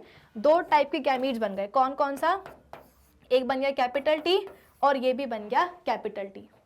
तो जो टॉल पी प्लांट है उससे 2 गैमीट्स बने, और दोनों ही गैमीट्स में हम बोल रहे हैं कि एक एक जीन कॉपी आ चुकी है, यानी कि गैमीट्स कैसे बने हैं, सेम टाइप के गैमीट्स बने। क्यों, क्योंकि दोनों ही जीन कॉपीज क्या कर रही हैं, सेम ट्रेट के लिए कोड कर रही है ना, प्योर लाइन प्लांट्स है ना। इसीलिए तो मैंने आपको बोला था कि प्योर लाइन का मतलब क्या होगा, कि ये वाला जो प्लांट होगा ना, ये अपनी नेक्स्ट जनरेशन को केवल ड्वार्फनेस का ही ट्रेट दे सकता है, और ये वाला प्लांट अपनी नेक्स्ट जनरेशन को टॉलनेस का ही ट्रेट दे सकता है। तो देखो ना, दोनों के जो गैमीट्स बने हैं, उन दोनों ही गैमीट्स के पास कौन सा ट्रेट आया है, टॉलनेस वाला ही तो आया है। दोनों ही गैमीट्स के पास जो जीन की कॉपीज आई हैं, वो दोनों ही जीन की कॉपी क्या कर रही हैं, टॉलनेस के ट्रेट को आप बोल सकते हो कि कोड कर रहे हैं। कहाँ आप कहीं दिख रहा है क्या ड्वार्फनेस, बिल्कुल नहीं दिखेगा। सिमिलरली अगर मैं बात करूं किसकी, इस ड्वार्फ पी प्लांट की, ठीक है, तो इस ड्वार्फ पी प्लांट से भी क्या निकलेंगे, 2 गैमीट्स बनेंगे। 2 नहीं बनते, बहुत सारे बनते, लेकिन अभी के लिए हम 2 की बात कर रहे हैं, ठीक है। 2 गैमीट्स बने, इन दोनों ही गैमीट्स के पास क्या हुआ, एक एक जीन की कॉपीज आ गई।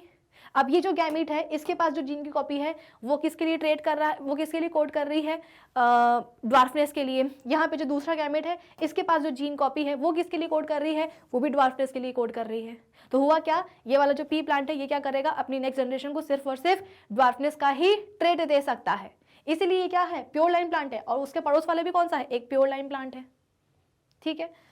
आई होप इतनी कहानी सबको समझ में आ गई होगी कि कैसे गैमीट्स का फॉर्मेशन हुआ है, ठीक है, और कैसे इन गैमीट्स में जीन कॉपीज को डिस्ट्रीब्यूट किया गया है, ठीक है। अब एक काम करते हैं, अब ये जो गैमीट्स बन गए हैं ना, इनको हम फ्यूज करवा देते हैं, और फ्यूज कराने से हम बोलते हैं कि क्या बन जाएगा, आप बोल सकते हो कि न्यू प्लांट्स बन जाएंगे, है ना। तो चलो न्यू प्लांट्स हम बना ही देते हैं। तो कैसे बनेंगे, यहाँ पे देख लो।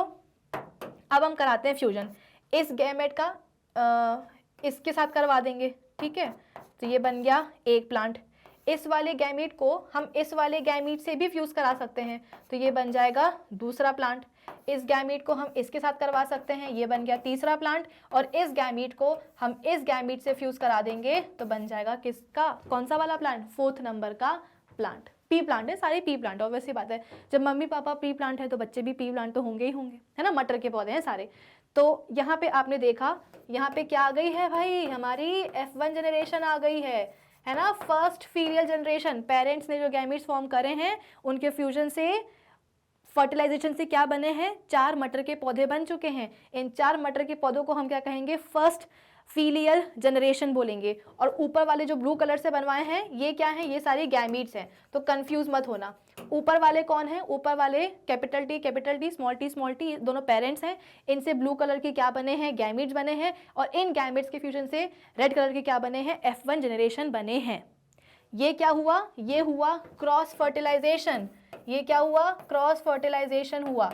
अब क्या करेंगे, अब हम करेंगे सेल्फ फर्टिलाइजेशन, यानी कि F1 जनरेशन में जो 4 मटर के पौधे आए हैं ना, उनमें से रैंडमली कोई भी 2 मटर के पौधों को हम उठाएंगे, ठीक है, और उन 2 मटर के पौधों के बीच में हम क्या करने वाले हैं, फर्टिलाइजेशन करवाने वाले हैं, ठीक है। तो 4 में से हम बोल रहे हैं कि कोई भी रैंडमली 2 मटर के पौधे उठाए और उनके बीच में अब हम कराएंगे फर्टिलाइजेशन। तो इसको हम क्या कहते हैं, सेल्फ फर्टिलाइजेशन कहते हैं। क्यों कहते हैं, क्योंकि जितने भी 4 मटर के पौधे आए हैं ये आपस में क्या है, भाई बहन ही तो है ना। क्यों, क्योंकि इन चारों मटर के पौधों के जो पेरेंट्स हैं वो कैसे हैं, सेम है। देखो ना, इस वाले का भी पेरेंट ये है, इस वाले का भी पेरेंट्स ये है ना, इस वाले का भी पेरेंट्स कैसे हैं, ये दोनों हैं।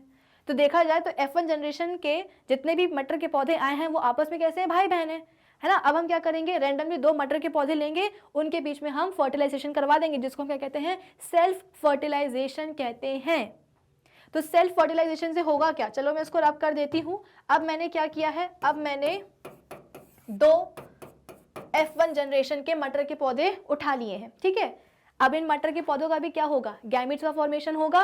तो गैमीट्स का फॉर्मेशन कैसे होगा भाई, ये capital T small T, capital T small T क्या है, ये दोनों, ये सब की सब क्या है, जीन्स हैं, जीन की कॉपीज हैं, ये एलील्स हैं। तो जब गैमीट्स का फॉर्मेशन होता है तो एलील्स आपस में गैमीट्स में डिवाइड हो जाता है ना अच्छी तरीके से। तो हुआ क्या, एक गैमीट बना इस वाले पौधे से, है ना, और इस वाले गैमीट में कौन सा वो आया, जीन की कॉपी है, कौन सा एलील आया, कैपिटल जी वाला, कैपिटल टी वाला आया, ठीक है। सिमिलरली हम बोलते हैं कि जो दूसरा गैमीट बना सेम पौधे से, उसमें हम बोलते हैं कि दूसरा वाला जीन कॉपी आ गया, यानी कि दूसरा वाला एलील आ गया, स्मॉल टी वाला आ गया।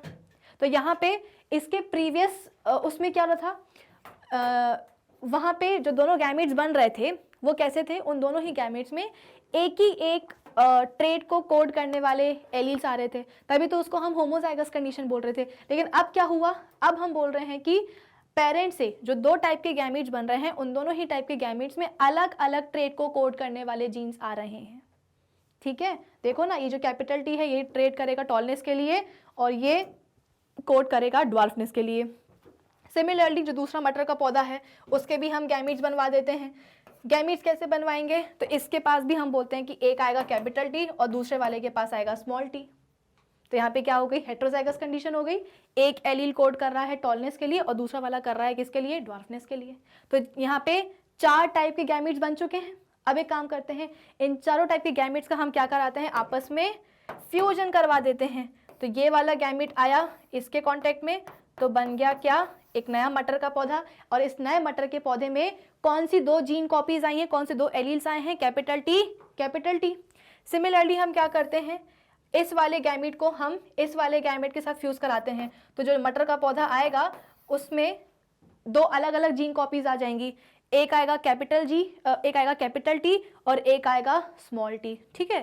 सिमिलरली अब हम क्या करेंगे, इस वाले गैमीट को इस वाले गैमीट से हम फ्यूज कराते हैं। तो होगा क्या, यहाँ पे हम बोलते हैं कि जो नया मटर का पौधा बनेगा उसमें 2 अलग अलग जीन की कॉपीज आएंगी, है ना, एक आएगी स्मॉल टी और एक आ जाएगा कैपिटल टी। सिमिलरली अब हम क्या करेंगे, इस वाले गैमीट को इस वाले गैमीट से जब हम फ्यूज कराएंगे तो जो नया मटर का पौधा बनेगा उसमें कौन कौन सी जीन कॉपीज आने वाली हैं, स्मॉल टी, स्मॉल टी। तो यहाँ पे हमने क्या किया, ये हमने F1 जनरेशन ही ली थी।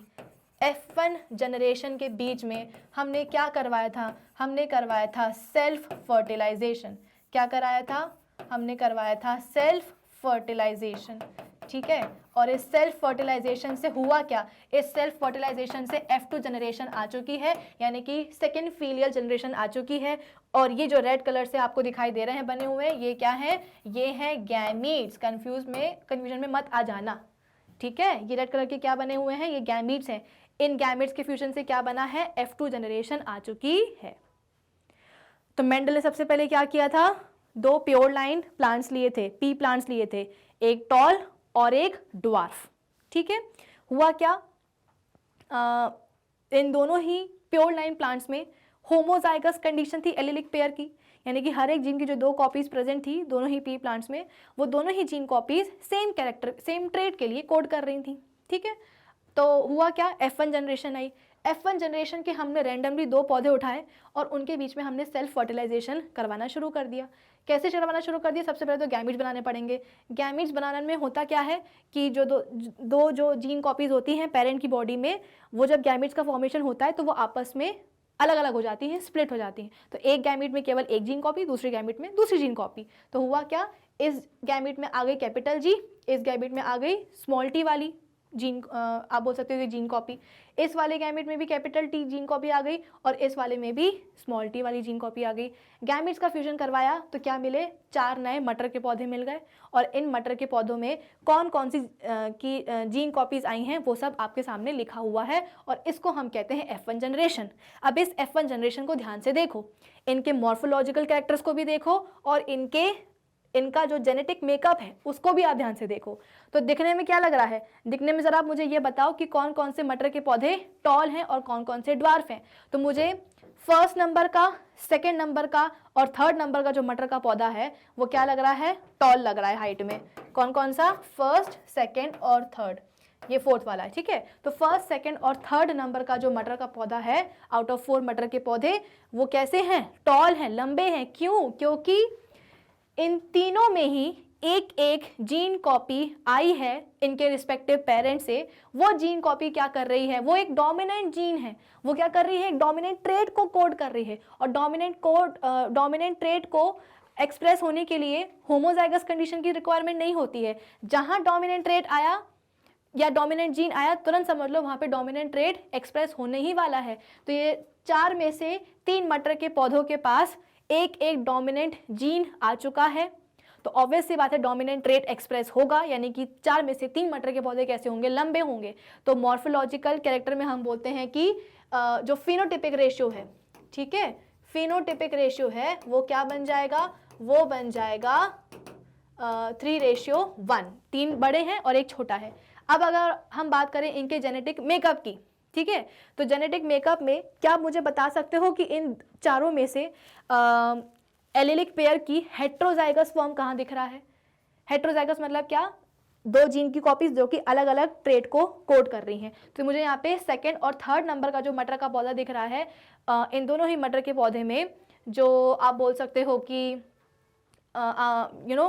इन दोनों में ही एलिलिक पेयर का हेट्रोजाइगस कंडीशन मुझे यहाँ पे दिखाई दे रही है ना। इस वाले में भी देखो कैपिटल टी कोड कर रहा है टॉलनेस के लिए, स्मॉल टी कर रहा है ड्वार्फनेस के लिए। यहाँ भी देखो स्मॉल टी कोड कर रहा है ड्वार्फनेस के लिए और कैपिटल टी कर रहा है किसके लिए, टॉलनेस के लिए। तो सेकंड और थर्ड मटर के पौधे में एलिलिक पेयर की हेट्रोजाइगस कंडीशन दिखाई दे रही है। तो 4 में से कितनों के पास हेट्रोजाइगस कंडीशन दिखाई दे रही है, आपने बोला मैम 2 के पास। चलो ठीक है। अब फर्स्ट और फोर्थ नंबर के मटर के पौधे को देखो, आप बोलोगे कि मैम फर्स्ट और फोर्थ वाले मटर के पौधे में हमको एलिलिक पेयर का होमोजाइगस कंडीशन दिखाई दे रहा है। बिल्कुल दिखाई दे रहा है, लेकिन अलग अलग ट्रेट के लिए। फर्स्ट वाले मटर के पौधे में होमोजाइगस कंडीशन है एलिलिक पेयर की, लेकिन फॉर डोमिनेंट ट्रेट। और यहाँ पे क्या हो रहा है, रेसेसिव ट्रेट के लिए, है ना। तो 1:1, तो 1:2:1, ये क्या हो जाएगा, ये हो जाएगा जीनोटिपिक रेशियो। क्या बन जाएगा ये बन जाएगा जीनोटिपिक रेशियो। यानी कि 2 हेट्रोजाइगस मटर के पौधे, एक है होमोजाइगस फॉर डोमिनेंट ट्रेट और एक है होमोजाइगस फॉर रेसेसिव ट्रेट, ठीक है। तो ये क्या होगा, पूरा मोनोहाइब्रिड क्रॉस हो चुका है आपका, फिनिश, ठीक है। अब इसको हम क्या कहते हैं, इसको हम रेगुलर क्रॉस कहते हैं। ये जैसे कि हमने गैमीट्स बनाए हैं और ये जो फ्यूजन करवाया है, इसको हम क्या कहते हैं, इसको हम कहते हैं रेगुलर क्रॉस, ठीक है। ये आप बोल सकते हो कि एक थ्योरेटिकल मेथड होता है। अब इसी मोनोहाइब्रिड क्रॉस को करने के लिए एक दूसरा मेथड होता है जिसको मैं क्या कहते हैं, पुनेट स्क्वायर कहते हैं। क्या कहेंगे, पुनेट स्क्वायर कहते हैं। सवाल ये है, आप मुझसे पूछोगे कि मैम थ्योरेटिकल मेथड से तो काम चल रहा है, तो फिर कोई दूसरा मेथड या पुनेट स्क्वायर को लाने की क्या ज़रूरत है। लाने की ज़रूरत इसलिए क्योंकि जब इसके बाद में हम डाई हाइब्रिड क्रॉस पढ़ेंगे ना, उस डाई हाइब्रिड क्रॉस में आपको साइमल्टेनियसली 2 या कभी कभी 3 कैरेक्टर्स भी पढ़ने पड़ते हैं। अगर हम बात करेंगे डाई हाइब्रिड क्रॉस की, तो अभी हम क्या कर रहे थे, प्लांट के केवल एक ही कैरेक्टर को देख रहे थे, उसकी हाइट। लेकिन अब हम क्या करेंगे, डाई हाइब्रिड क्रॉस में प्लांट की हाइट के साथ साथ कोई और कैरेक्टर भी देखेंगे, जैसे कि फूलों का कलर कैसा है या सीड का शेप कैसा है। कोई भी 2 कैरेक्टर्स को हम रैंडमली उठाएंगे और उनको हम साइमल्टेनियसली स्टडी करेंगे, किसमें, डाई हाइब्रिड क्रॉस में। तो उस समय इस तरह से रेगुलर क्रॉस करना बहुत ही एक मेस हो जाएगा। इसीलिए हमको यूज़ करना पड़ता है एक और अच्छा मेथड, जिसको हम कहते हैं क्या, पुनेट स्क्वायर। पुनेट स्क्वायर कैसे बनता है, बहुत इजी होता है। यहाँ पे हम करते क्या हैं, यहाँ पे हम ऐसा एक चार्ट बना लेते हैं, ठीक है। इस तरफ हम लिखते हैं क्या, मैटरनल एलील्स। यहाँ हम क्या लिखेंगे, मैटरनल एलील्स, ठीक है। और यहाँ पे मैं साइन बना देती हूँ, इसको थोड़ा सा छोटा बनाते हैं, ठीक है। तो यहाँ पे हमने क्या लिया है, पुनेट स्क्वायर बनाया है, ठीक है ना, पुनेट चार्ट बनाया है। यहाँ पे हम क्या लिखेंगे, यहाँ हम लिखेंगे मैटरनल एलील्स। क्या लिखेंगे, मैटरनल एलील्स। और यहाँ हम क्या लिखेंगे, यहाँ हम लिखेंगे पैटर्नल एलील्स, यानी कि पापा की तरफ से आने वाले जो एलील्स हैं उनको यहाँ पे हम लिखने वाले हैं। तो ये हो जाएगा मैटरनल एलील और ये हो जाएंगे सारे क्या, पैटर्नल एलील्स, ठीक है। तो यहाँ पे मैं लिख देती हूँ, साइन भी बना देती हूँ, ये आ गया मैटरनल वाला साइन और ये आ गया पैटर्नल वाला साइन, ठीक है। यहाँ पे हम बनाएंगे क्या, यहाँ पे हम बनाएंगे F2 जनरेशन। कौन सी जनरेशन, F2 जनरेशन, ठीक है। तो होगा क्या, मम्मी से मिलने वाले एलील्स कौन कौन से थे, एक था कैपिटल टी और दूसरा कौन सा था, स्मॉल टी। पापा से भी मिलने वाले जो दो एलील्स थे वो कौन से थे, एक था कैपिटल टी और एक था स्मॉल टी, है ना, यही तो था। यहाँ पे हम क्या बना रहे हैं, F2 जनरेशन बना रहे हैं, ठीक है। तो F2 जनरेशन को बनाने के लिए सबसे पहले हम क्या लिखेंगे, ऐसे एक चार्ट बना लेंगे। ऊपर हम लिखेंगे मैटरनल एलील, नीचे हम लिखेंगे पैटर्नल एलील, यानी कि मम्मी से मिलने वाले एलील्स और पापा से मिलने वाले एलील्स, ठीक है। तो कौन कौन से एलील्स मिले हैं, यानी कि गैमीट में जो मेल और फीमेल गैमीट्स बने हैं उन गैमीट्स में कौन से आपको जीन के कॉपीज दिखाई दी हैं। तो capital T small T, capital T small T. अब क्या करेंगे, करवा दो फर्टिलाइजेशन, ठीक है, पेयर बना दो। पहले इसको हम बनाते हैं, इसके साथ पेयर, तो ये क्या बन जाएगा, कैपिटल टी कैपिटल टी। इसको बनाएंगे अब हम नीचे वाले के साथ पेयर, तो ये क्या बन जाएगा, capital T small T. Similarly हम क्या करेंगे, अब इस कैपिटल टी को हम बनाएंगे इसके साथ पेयर, तो ये क्या बन जाएगा, कैपिटल टी स्मॉल टी। फिर इस स्मॉल टी को हम पेयर बनाएंगे किसके साथ, स्मॉल टी के साथ। तो ये आ गई आपके पास F2 जनरेशन। अब बताओ ये वाला जो मेथड है वो ज़्यादा आसान है या वो वाला रफ या उसको क्या बोलते हैं, रेगुलर क्रॉस वाला। पुनेट स्क्वायर एक बहुत ही सिंप्लीफाइड मेथड होता है क्रॉस को करवाने के लिए, ठीक है। तो ये क्या बन गया, ये बन गया आपका एक पुनेट स्क्वायर, किसके लिए, मोनोहाइब्रिड क्रॉस के लिए, है ना। ये ज़्यादा क्लीन दिख रहा है। क्या कर रहा है, बस ऊपर जो है ना मैटरनल एलील्स लिख दिए हैं, नीचे पैटर्नल एलील्स लिख दिए हैं। ऐसा नहीं है, आप उल्टा भी कर सकते हो। आप चाहो तो यहाँ पे मम्मी वाले एलील्स लिख सकते हो और यहाँ पे आप पापा वाले एलील्स लिख सकते हो, कुछ भी लिख सकते हो, है ना। अब क्या कराएंगे, पेयर बनाते जाओ। पहले इन दोनों का पेयर बना लो, है ना, फिर इन दोनों का पेयर बना लो, फिर क्या करोगे, इनका पेयर बनाओगे और फिर क्या करोगे, इनका पेयर बनाओगे। तो पेयर बनाते जाओ और ये सब लिखते जाओ। तो यहाँ पे हम बोलते हैं कि ये ज़्यादा कन्वीनियंट और ज़्यादा इजी मेथड है। आई होप इतना सबको समझ में आ गया होगा, ठीक है। अब हम क्या करते हैं, अब हम लेते हैं किसकी बारी, डाई हाइब्रिड क्रॉस की बारी। अब डाई हाइब्रिड क्रॉस में क्या होगा भाई, जैसा कि वर्ड बता रहा है डाई, डाई मतलब क्या होता है, दो। तो यहाँ पे हमको दो कैरेक्टर्स के बारे में पढ़ना है साइमल्टेनियसली। अभी तक हम मोनोहाइब्रिड क्रॉस में क्या करते आ रहे थे, प्लांट के एक ही कैरेक्टर के ऊपर फोकस कर रहे थे कि कैसे प्लांट की जो हाइट का जो कैरेक्टर है वो एक जनरेशन से दूसरे जनरेशन में आ रहा है, कि पौधे बौने हो रहे हैं या पौधे लंबे हो रहे हैं, सिर्फ हाइट के ऊपर हम डिस्कशन कर रहे थे, है ना। लेकिन अब हम क्या करेंगे, अब सिर्फ एक कैरेक्टर नहीं, अब हम साइमल्टेनियसली दो कैरेक्टर्स के ऊपर स्टडी करेंगे कि कैसे प्लांट्स में दो कैरेक्टर्स साथ साथ में एक जनरेशन से दूसरे जनरेशन में जाते हैं, ठीक है। तो यहाँ पे हम फोकस करने वाले हैं दो कैरेक्टर्स के ऊपर। तो प्लांट तो हमारा सेम ही रहने वाला है ना, पी प्लांट ही रहेगा। लेकिन पी प्लांट में हम कौन से दो कैरेक्टर्स के ऊपर डिस्कशन करेंगे वो हम लिख लेते हैं यहाँ पे। एक ले लिया हमने सीड का कलर और एक हमने ले लिया सीड का शेप, कि सीड का कलर कैसा है और सीड का शेप कैसा है। तो अगर हम बात करेंगे किसकी, सीड के कलर की, यानी कि मटर के जो दाने होते हैं उसके कलर की अगर हम बात करें तो दो कलर के हो सकते हैं, एक होता है येलो और दूसरा होता है ग्रीन। तो यहाँ पे आपको दिखाई दे रहा होगा कि सीड कलर और सीड शेप क्या है, दोनों ही कैरेक्टर्स हैं। और हर एक कैरेक्टर के क्या होते हैं, बहुत सारे वेरिएशंस होते हैं, बहुत सारे फॉर्म्स होते हैं, और उन्हीं वेरिएशंस और उन्हीं फॉर्म्स को हम क्या कहते हैं, ट्रेड्स कहते हैं। तो यहाँ पे आपको एक येलो ट्रेड दिखाई दे रहा होगा, एक ग्रीन ट्रेड दिखाई दे रहा होगा सीड कलर का, है ना। और इसमें से डोमिनेंट कौन सा होगा, येलो वाला, ठीक है। तो डोमिनेंट हो गया कौन सा, येलो कलर, और ग्रीन वाला कौन सा हो गया, रेसेसिव, ठीक है। फिर इसके बाद में दूसरा कैरेक्टर अगर हम देखें तो दूसरा कैरेक्टर है सीड का शेप। तो शेप हम बोलते हैं कि राउंड हो सकता है, गोल गोल मटर के दाने हो सकते हैं, या फिर रिंकल्ड हो सकता है, यानी कि मटर के दानों के ऊपर झुर्रियाँ हो सकती हैं। तो जो राउंड शेप है मटर के दानों का वो एक डोमिनेंट ट्रेट है, और रिंकल्ड शेप जो है मटर के दानों का वो क्या है, एक रेसेसिव ट्रेट है। तो यहाँ पे मैंने आपको दो कैरेक्टर्स बता दिए हैं, जिन दो कैरेक्टर्स के ऊपर हम बात करने वाले हैं, और उनके कौन कौन से रिस्पेक्टिव ट्रेट्स हैं डोमिनेंट और रेसेसिव वाले, वो भी मैंने आपको क्लियरली बता दिए हैं, ठीक है।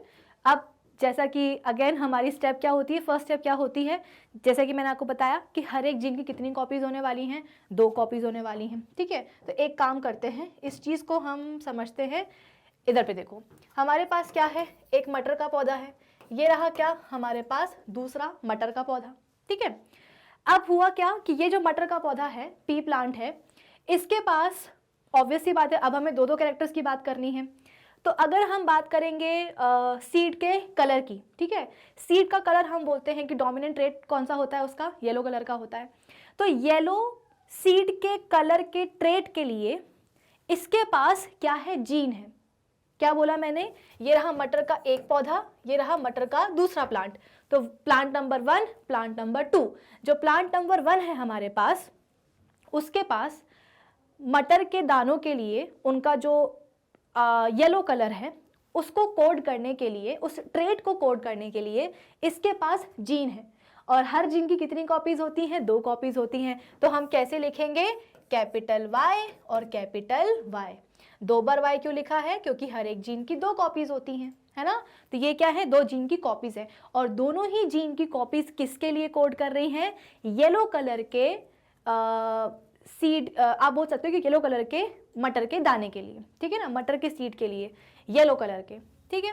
फिर इसके बाद में अगर हम बात करेंगे प्लांट नंबर 2 की, तो प्लांट नंबर 2 के पास भी जीन है, ऐसा थोड़ी कि उसके पास जीन नहीं होगा, बिल्कुल जीन है। लेकिन ये जो जीन है ये किसके लिए कोड कर रहा है, मटर के दानों के कलर के लिए कोड कर रहा है, लेकिन जो उसका रेसेसिव ट्रेट है यानी कि ग्रीन कलर के लिए, ठीक है। तो यहाँ पे हम क्या लिख देते हैं, स्मॉल y, क्योंकि हम हमेशा क्या करते हैं, डोमिनेंट जीन को कैपिटल लेटर्स में लिखते हैं और जो रेसेसिव जीन है उसको हम स्मॉल लेटर्स में लिखते हैं। तो यहाँ पे हमने लिख दिया स्मॉल y, ये दोनों क्या है, ये जीन के 2 कॉपीज हैं, और दोनों कॉपीज हम बोल रहे हैं कि ग्रीन कलर के मटर के दानों के लिए कोड कर रही हैं, ठीक है। चलो, फिर इसके बाद में ये तो केवल एक ही कैरेक्टर हुआ, लेकिन अब हमको क्या करना है, अब हमको 2 कैरेक्टर्स पढ़ने हैं ना। तो ये हमने ले लिया एक कैरेक्टर। अब दूसरा कैरेक्टर हम लेते हैं मटर के दानों का शेप। तो 2 उसके ट्रेट्स होते हैं, एक होता है राउंड और एक होता है रिंकल्ड। तो राउंड वाला क्या है, एक डोमिनेंट ट्रेट है, तो हमने उसको कैपिटल आर से लिख दिया, और जो रिंकल्ड शेप है उसको हम स्मॉल आर, क्योंकि वो रेसेसिव ट्रेट है तो उसको हमने स्मॉल लेटर्स में डिनोट कर दिया। तो कुल मिलाकर के मेंडल ने 2 पी प्लांट लिए थे। एक पी प्लांट जिसके मटर का दाना का शेप कैसा था, राउंड था, कलर कैसा था, येलो कलर का था। दूसरा जो मटर का पौधा था, उस मटर के पौधे के जो मटर थे, जो सीड्स थे, उनका कलर कैसा था, येलो कलर का था, ठीक है, सॉरी ग्रीन कलर का था, और शेप कैसा था, रिंकल्ड था। तो ये वाला जो प्लांट है इसके पास सारे डोमिनेंट ट्रेट्स थे, और जो सेकेंड नंबर का प्लांट है इसके पास सारे कैसे थे, रेसेसिव ट्रेट थे। यहाँ पे भी क्या हो रही है, यहाँ पे भी तो होमोजाइगस कंडीशन हो रही है एलिलिक फॉर्म्स की, एलिलिक पेयर्स की, ठीक है। अब एक काम करते हैं, दोनों का हम क्रॉस करवा देते हैं, ठीक है। क्रॉस करवाया, तो क्रॉस करवाने के लिए सबसे पहले क्या करना पड़ेगा, सबसे पहले गैमीट्स बनवाने पड़ेंगे। गैमीट्स से तो आपस में जाकर के फ्यूजन करते हैं, फर्टिलाइजेशन करते हैं। तो हम क्या करेंगे, सबसे पहले गैमीट्स बनवाएंगे, ठीक है। तो यहाँ पे हम बोलते हैं कि 2 तरह के गैमीट्स मुझे बनते हुए दिखाई देंगे। कौन कौन से, जैसे कि मैंने आपको बताया था कि जब भी गैमीट फॉर्मेशन होता है तो हर एक जीन की जो एक कॉपी है वो डिस्ट्रीब्यूट हो जाती है, ठीक है। तो अगर हम बात करेंगे अभी कैपिटल आर और कैपिटल आर की, तो एक कैपिटल आर आ जाएगा यहाँ और दूसरा चला जाएगा कहाँ, यहाँ, है ना। फिर इसके बाद में अगर हम दूसरे एलिलिक पेयर की बात करें तो एक जीन की कॉपी आ जाएगी यहाँ और दूसरी जीन की कॉपी आ जाएगी यहाँ। तो इस प्लांट से 2 गैमीट्स बने और दोनों के पास हम बोलते हैं कि एक जीन की कॉपी आ चुकी है दोनों कैरेक्टर्स के लिए, है ना। तो ये वाला जो गैमेट है इसके पास भी कैपिटल आर कैपिटल वाई है और इसके पास भी कैपिटल आर कैपिटल वाई है। सिमिलरली यहाँ पे भी हम क्या करेंगे, गैमीट बनवाएंगे। बनवा दिए हमने गैमीट्स, लेकिन अब हमें जीन्स भी तो डालने पड़ेंगे ना, जीन की कॉपीज भी डालनी पड़ेंगी। तो इसके पास क्या है देने के लिए, स्मॉल आर स्मॉल वाई, और इसके पास क्या है देने के लिए दूसरे गैमेट को, अगेन स्मॉल आर और स्मॉल वाई। ठीक है, आई होप इतना सबको समझ में आ रहा होगा। ये क्या बने, ये ऑफस्प्रिंग्स नहीं बने हैं, ये बन गए हैं गैमीट्स। अब हमें करना क्या है, इन गैमीट्स को हमें फर्टिलाइज करवाना है, फ्यूजन करवाना है। तो अगेन वही हमारी स्टेप रहेगी, पहले इस वाले गैमेट को इस वाले गैमेट से कर देते हैं। तो क्या बन जाएगा, कैपिटल आर इस वाले गैमेट का जीन हो गया, दूसरे वाले गैमेट का जीन भी लेंगे हम, जीन कॉपी भी लेंगे, that is small R. Again ये तो केवल एक ही कैरेक्टर हुआ, अभी दूसरा कैरेक्टर बाकी है। इस वाले गैमेट का हम लेंगे क्या, कैपिटल वाई, और इस वाले गैमेट का लेंगे हम स्मॉल वाई। तो क्या बन गया, ये बन गया एक मटर का पौधा, जहाँ पे हम साइमल्टेनियसली दो कैरेक्टर्स को पढ़ पा रहे हैं, एक मटर के दाने का कलर और एक मटर के दाने का शेप। ठीक है, अब क्या करेंगे, इस वाले गैमेट को हम इस वाले गैमेट से फ्यूज करवा देंगे, तो एक और मटर का पौधा बन जाएगा। जीन्स को हम एज इट इज कॉपी कर लेंगे, कैपिटल आर स्मॉल आर। ठीक है, इससे आएगा कैपिटल वाई और इससे आ जाएगा स्मॉल वाई। ये बन गया कौन सा, दूसरा मटर का पौधा। अब हम बात करते हैं तीसरे मटर के पौधे की। तीसरे के लिए क्या करेंगे, इस वाले गैमीट को हम फ्यूज करवा देंगे, किसके साथ, इस वाले गैमीट के साथ। तो क्या आ जाएगा, capital R small R capital Y और स्मॉल वाई। ये बन गया क्या, तीसरे नंबर का मटर का पौधा। अब फोर्थ मटर के पौधे को बनाने के लिए हम क्या करेंगे, इस वाले गैमीट को इस वाली गैमीट से फ्यूज करा देंगे। तो क्या बन जाएगा, capital R small R capital Y small Y. ये बन गए टोटल 4 मटर के पौधे, और इसको आप प्राउडली बोल सकते हो F1 जनरेशन किसकी, डाई हाइब्रिड क्रॉस की। ये पूरा डाई हाइब्रिड क्रॉस चल रहा है, हम दो कैरेक्टर्स को साइमल्टेनियसली पढ़ रहे हैं, एक सीड का शेप और एक सीड का कलर। सीड के कलर के इस कैरेक्टर के दो ट्रेट्स हैं, एक है येलो कलर का, एक है ग्रीन कलर का। और सीड के शेप के भी हम बोलते हैं कि दो ट्रेट्स हैं, एक है राउंड और एक है रिंकल्ड। ठीक है, तो राउंड और रिंकल्ड, सॉरी राउंड और येलो, ठीक है ना। राउंड और येलो क्या है, यानी कि कैपिटल आर और कैपिटल वाई क्या है, ये है डोमिनेंट ट्रेट, ये हो गए डोमिनेंट ट्रेट। और हम बोलते हैं कि रिंकल्ड एंड ग्रीन। ठीक है, रिंकल्ड और ग्रीन, यहाँ पे मैं लिख देती हूँ, रिंकल्ड हो जाएगा और हम बोलते हैं कि ग्रीन, ये क्या हो जाएंगे, ये हो जाएंगे रेसेसिव ट्रेट। आई होप इतना सबको समझ में आ रहा होगा। तो अब हमने क्या कर रही है, F1 जनरेशन बना दी है। अब इस F1 जनरेशन के पौधों को ध्यान से देखो, दोनों ही अगर हम एक पौधे की बात करें तो इस एक पौधे में दोनों कैरेक्टर्स आए हैं और दोनों कैरेक्टर्स के दोनों ट्रेट्स आए हैं। जैसे कि अगर हम बात करेंगे सीड के शेप की, तो सीड के शेप के लिए हम बोलते हैं कि राउंड कलर, राउंड के लिए भी ट्रेट आया है और रेसेसिव का यानी कि रिंकल्ड का भी ट्रेट आया है, लेकिन जो कि राउंड का आ चुका है ट्रेट और वो डोमिनेंट है, तो इस मटर के पौधे में सीड का शेप क्या होगा, राउंड ही होगा। अगर हम बात करेंगे दूसरे कैरेक्टर की, यानी कि सीड का कलर क्या है, अभी तो हमने सीड का शेप देखा था, अब अगर हम बात करेंगे सीड के कलर की, तो कलर के लिए हम बोलते हैं कि येलो कलर के लिए भी ट्रेट आया है और ग्रीन कलर के लिए भी ट्रेट आया है ना। तो बेसिकली जो येलो कलर का ट्रेट है वो क्या है, डोमिनेंट है। इसलिए इस मटर के पौधे में जो सीड आएंगे उनका कलर कैसा होगा, येलो कलर का होगा। अब ये जो कहानी है, ये जो रिमेनिंग 3 ऑफस्प्रिंग है, जो रिमेनिंग 3 पी प्लांट्स हैं, उनके साथ भी यही है, dominant recessive dominant recessive dominant recessive, सबके पास ट्रेट्स आ चुके हैं। अब ये तो हुई कौन सी जनरेशन, F1 जनरेशन हुई। अब इनकी बनाते हैं हम F2 जनरेशन। कैसे बनाएंगे, कोई भी रैंडमली 2 मटर के पौधों को ले लोगे आप F1 जनरेशन से। सपोज हमने ये वाला और ये वाला लिया है, अब इसका कैसे बनेगा, देखो इसका मैं आपको लिख के बता देती हूँ। यहाँ पे capital R small R capital Y small Y, है ना, capital R small R capital Y small Y. अब अगर इसके बीच में आपको क्या कराना है, सेल्फ फर्टिलाइजेशन करवाना है, तो सबसे पहले क्या बनाना पड़ेगा, गैमीट्स बनाने पड़ेंगे। गैमीट्स कैसे बनेंगे भाई, देखो जरा बना लेते हैं। एक बना गैमीट, ठीक है, इस वाले प्लांट की अगर हम बात करें तो गैमीट बना। अब कौन कौन सी पॉसिबिलिटीज हैं आने की, पॉसिबिलिटीज देखो जरा। यहाँ पे एक कैरेक्टर के लिए, एक जीन के लिए यहाँ पे 2 आप बोल सकते हो कि एलील्स हैं, है ना। तो एक एलील कौन सा आ सकता है, कैपिटल आर वाला।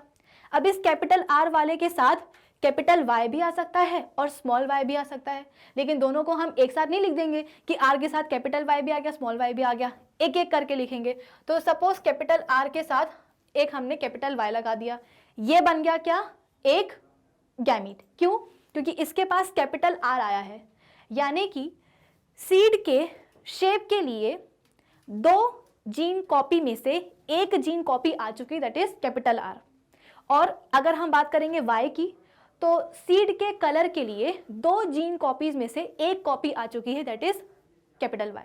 अब दूसरा कॉम्बिनेशन भी पॉसिबल है। क्या कॉम्बिनेशन पॉसिबल है कि कैपिटल आर के साथ हम स्मॉल वाई भी तो ले सकते हैं, यानी कि ये जो गैमीट बना है इसके पास आप बोल सकते हो कि राउंड शेप के साथ साथ ग्रीन कलर का, ठीक है, ग्रीन कलर का सीड का कलर भी तो पॉसिबल है ना। तो यहाँ पे क्या हो रहा है, यहाँ पे राउंड शेप है और येलो कलर है, यहाँ पे राउंड शेप है लेकिन ग्रीन कलर है। अब एक और कॉम्बिनेशन पॉसिबल है। कौन सा कॉम्बिनेशन पॉसिबल है? स्मॉल आर को तो अभी हमने लिया ही नहीं, तो स्मॉल आर के साथ कैपिटल वाई भी आ सकता है और स्मॉल वाई भी आ सकता है।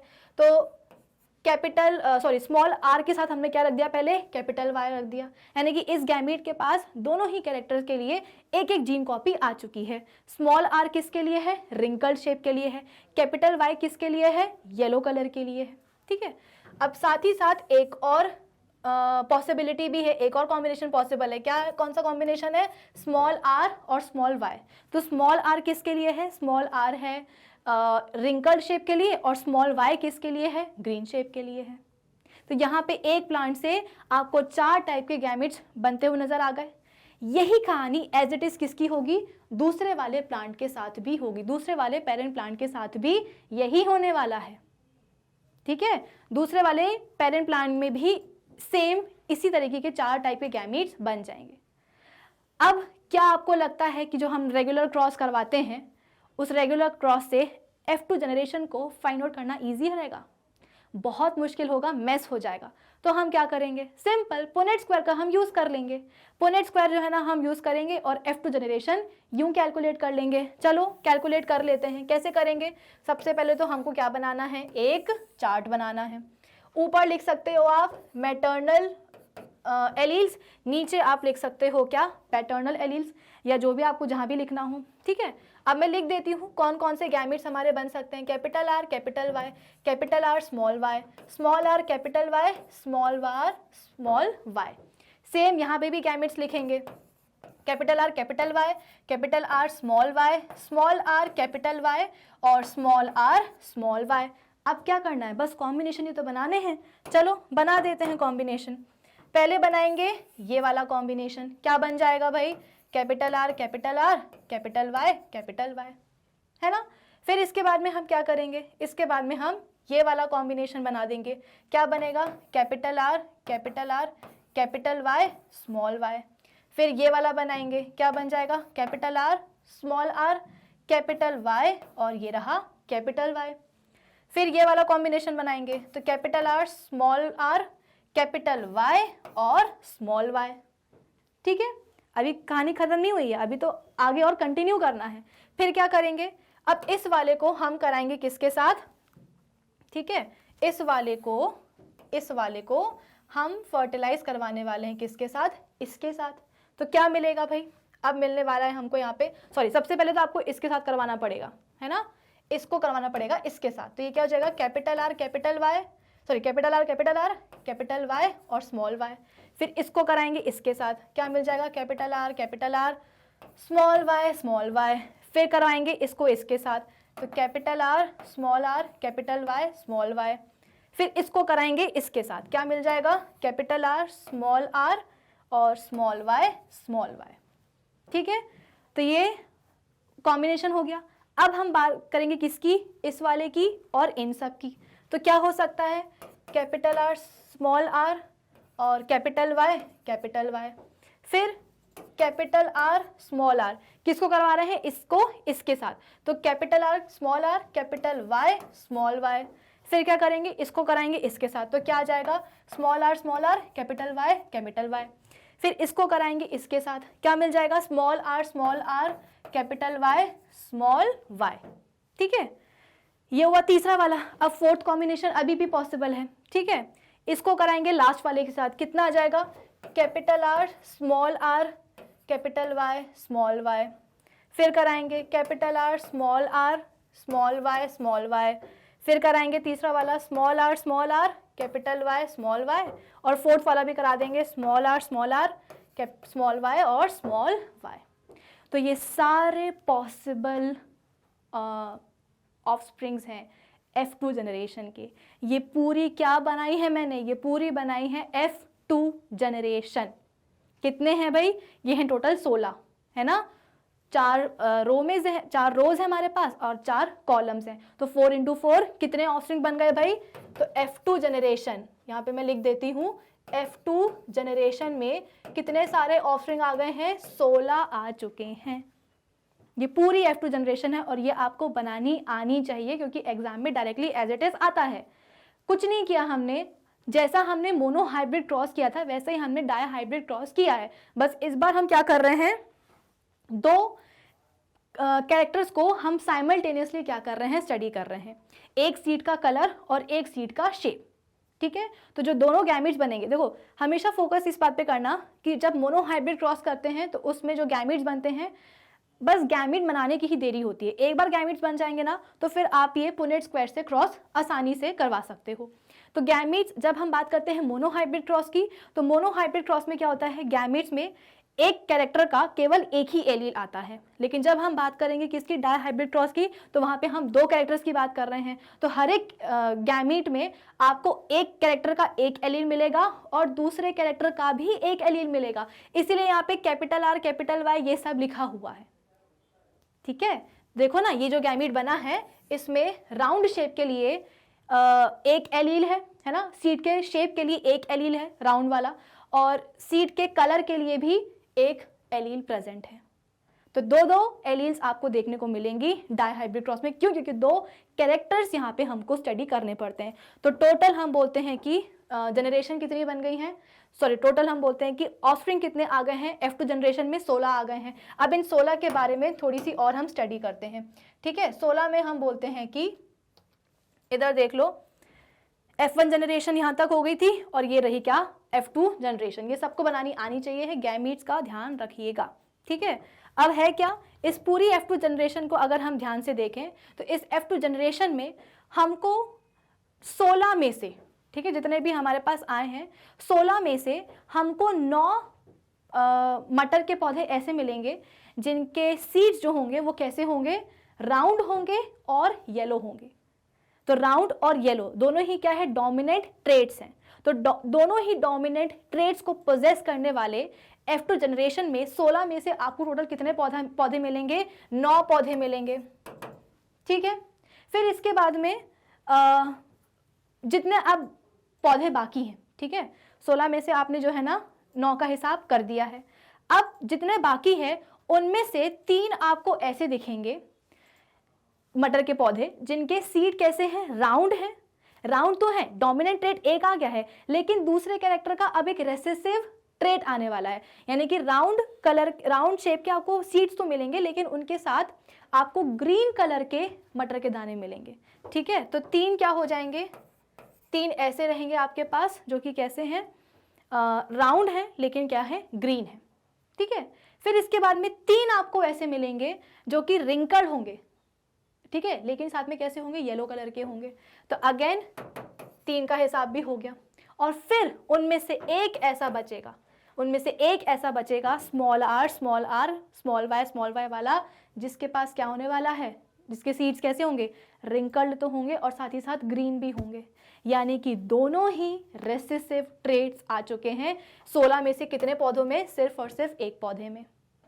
तो ये क्या बन गया, ये बन गया डाई हाइब्रिड क्रॉस का रेशियो। वो फिनोटाइपिक और जीनोटाइपिक रेशियो जो हमने पढ़ा था वो था मोनो हाइब्रिड क्रॉस का, ये है डाई हाइब्रिड क्रॉस का रेशियो, जहाँ पे हमने देखा कि F2 जनरेशन में 16 पौधे बने थे। कितने पौधे बने थे, टोटल 16 पौधे बने थे।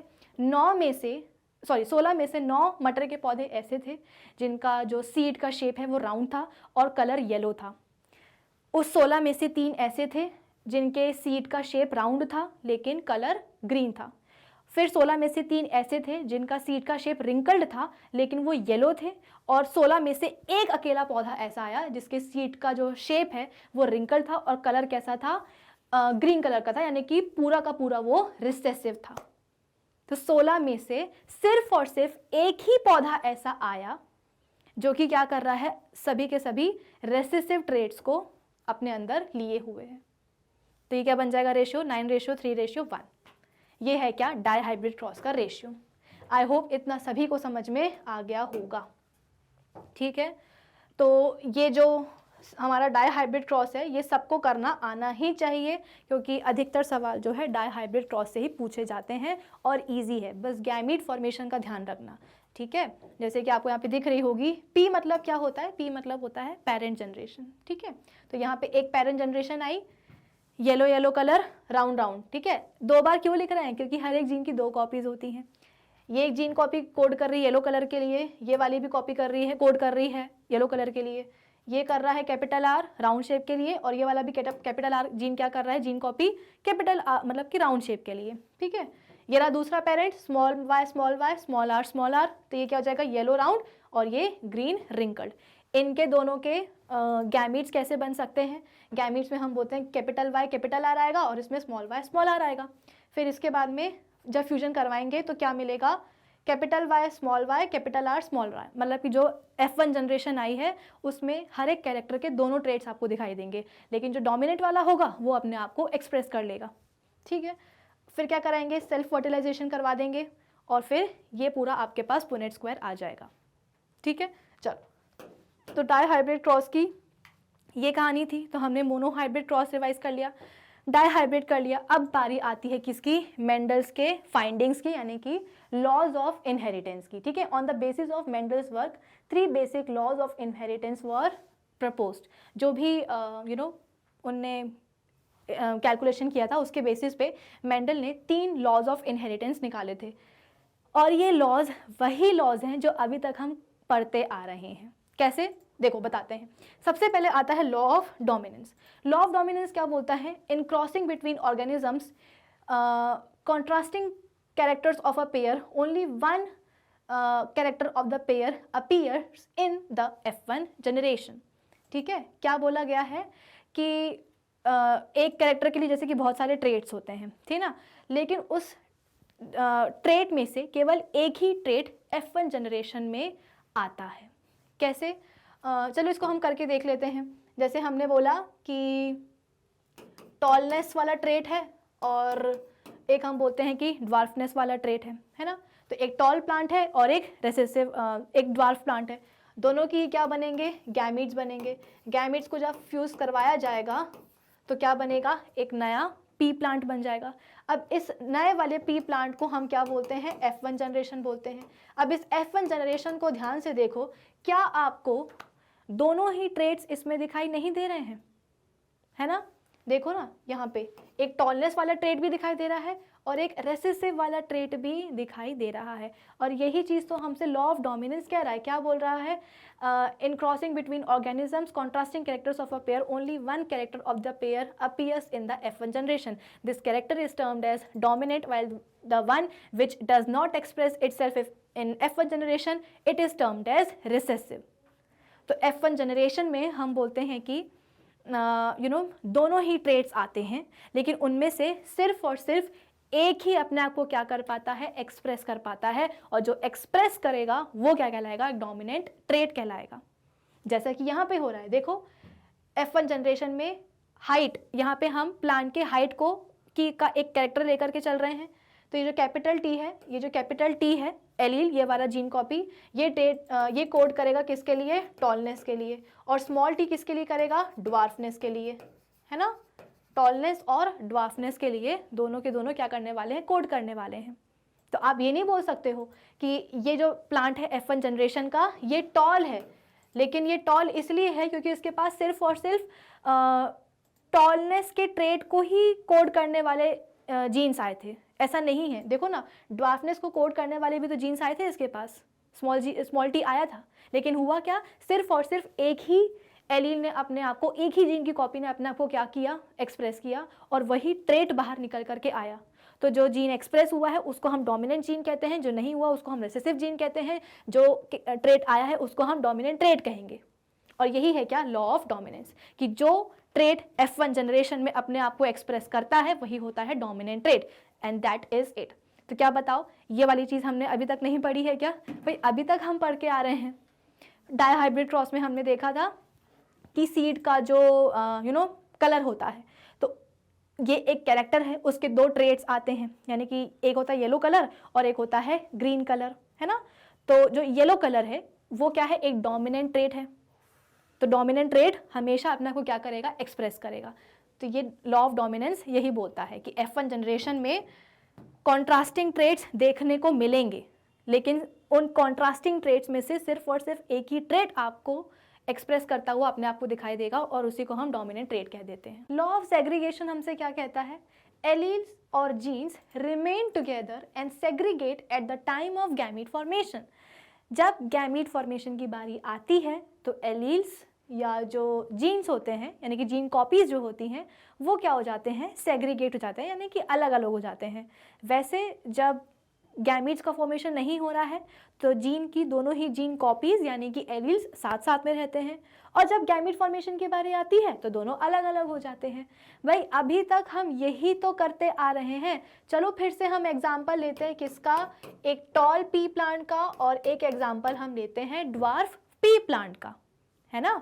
तो अगर हम बात करेंगे टॉल पी प्लांट की, तो इसके पास प्लांट की हाइट के लिए, हाइट क्या है, एक कैरेक्टर है, तो उस कैरेक्टर को कोड करने के लिए इस प्लांट के पास एक जीन है, और उस जीन की दो कॉपीज़ हैं। वो जीन की दो कॉपीज़ कौन कौन सी हैं, एक ये रही कैपिटल टी, और ये रही दूसरी जीन की कॉपी यानी कि दूसरा कैपिटल टी, और इन्हीं जीन की कॉपीज़ को हम एलील्स भी बोल सकते हैं।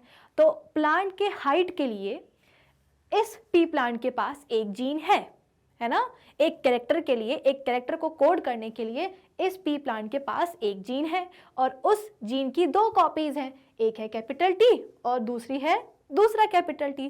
तो ये वाला जो कैपिटल टी है ये क्या करेगा, टॉलनेस ट्रेट को कोड करेगा, और ये जो दूसरा वाला जीन है ये भी टॉलनेस के ट्रेट को कोड करने वाला है, ठीक है।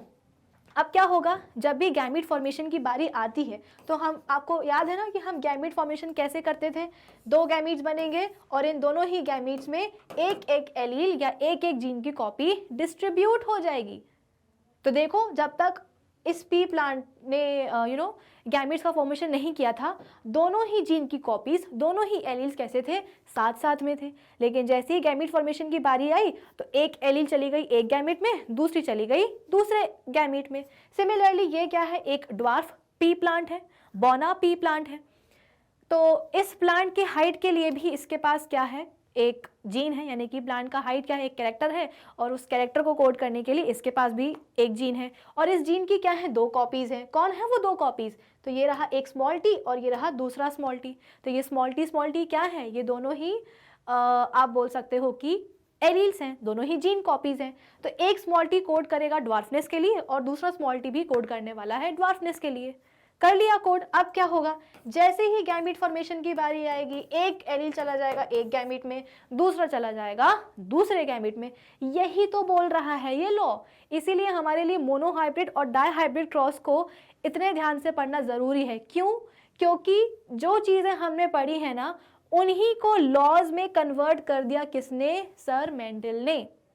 कि जब भी आप मोनोहाइब्रिड और जब भी आप डायहाइब्रिड क्रॉस बिठाओगे तो आपको ये तीन लॉज को फॉलो करना ही पड़ेगा। इसलिए तो इनको हम मेंडल्स लॉ ऑफ इनहेरिटेंस बोलते हैं, कि ये लॉज हमें फॉलो करने पड़ेंगे। गैमीट का जब फॉर्मेशन होगा तो एलील्स को हमें सेपरेट करना ही पड़ेगा, है कि नहीं। तो देखो, एलील्स और genes remain together and segregate at the time of gamete formation. This means that the alleles do not mix in the hybrid non-mixing of alleles. This is also known as law of purity of gametes. ठीक है, तो gametes formation के time पे alleles क्या हो जाएंगे, gene की copies क्या हो जाएंगी, एक दूसरे से सेपरेट हो जाएंगी। ये रहा क्या, लॉ ऑफ सेग्रीगेशन। इसके पहले हमने कौन सा लॉ पढ़ा था, लॉ ऑफ डोमिनेंस, कि जो एक जनरेशन आएगी उस जनरेशन में एक स्पेसिफिक कैरेक्टर के लिए दोनों ही ट्रेट्स आते हैं, लेकिन वो दो ट्रेट्स में से केवल एक ट्रेट ऐसा होता है जो कि अपने आप को उस जनरेशन में एक्सप्रेस कर पाता है। जो एक्सप्रेस कर लेगा उसको हम डोमिनेंट ट्रेट बोलेंगे, और जो नहीं कर पाएगा उसको हम रेसेसिव ट्रेट बोलेंगे। खत्म, ठीक है। चलो अब थर्ड लॉ को हम पढ़ते हैं, लॉ ऑफ इंडिपेंडेंट असॉर्टमेंट। ठीक है, असॉर्टमेंट का मतलब क्या होता है? अलग अलग करना, ठीक है। और इंडिपेंडेंट का मतलब क्या होता है? आत्मनिर्भर, मतलब कि किसी के ऊपर डिपेंडेंसी ना हो। इसको हम कैसे समझ सकते हैं? अभी अभी जो हमने डाइहाइब्रिड क्रॉस पढ़ा था, उस डाइहाइब्रिड क्रॉस का रेशियो कितना आया था जरा बताओ मुझे? 3:3:1 है ना? क्या आया था? 9:3:3:1, यही आया था, ठीक है। यानी कि F2 जनरेशन में टोटल कितने पौधे आए थे? 16 पौधे आए थे, है ना? 16 पी प्लांट आए थे। उन 16 पी प्लांट में से 9 ऐसे थे जिनके सीड का कलर येलो था और सीड का शेप राउंड था। 3 ऐसे आए थे जिनके सीड का शेप रिंकल्ड था और कलर येलो था। 3 ऐसे आए थे जिनके सीड का जो शेप है वो राउंड था, लेकिन कलर कैसा था? ग्रीन कलर का था। और केवल एकमात्र ऐसा आया था जिसके पी प्लांट का जो सीड का कलर है वो आप बोल सकते हो कि ग्रीन था और उसका शेप भी कैसा था? रिंकल्ड था। यहाँ पे हमको ये जो रेशियो है ना, डाइहाइब्रिड क्रॉस का रेशियो, ये हमको अलग अलग कॉम्बिनेशन बता रहा है। जैसे हमारे स्कूल में होता है ना कि बहुत सारे बच्चे हैं, ठीक है, और उन बच्चों में से एक हमारी बेस्ट फ्रेंड है ना? तो हम क्या चाहते हैं ना कि जब भी क्लास में सिटिंग अरेंजमेंट हो तो हमें अपनी बेस्ट फ्रेंड के साथ ही बैठने को दिया जाए। कोई और दूसरा बच्चा आकर के बैठ जाएगा तो वो हमको अच्छा नहीं लगेगा। हमको सिर्फ और सिर्फ कैसे बैठना है? अपनी बेस्ट फ्रेंड के साथ ही बैठना है। लेकिन जब मेंडल लॉ ऑफ इनहेरिटेंस की बात करते हैं ना, तो वो इस चीज़ के लिए बहुत स्ट्रिक्ट होते हैं। वो बोलते नहीं, ऐसा नहीं होगा।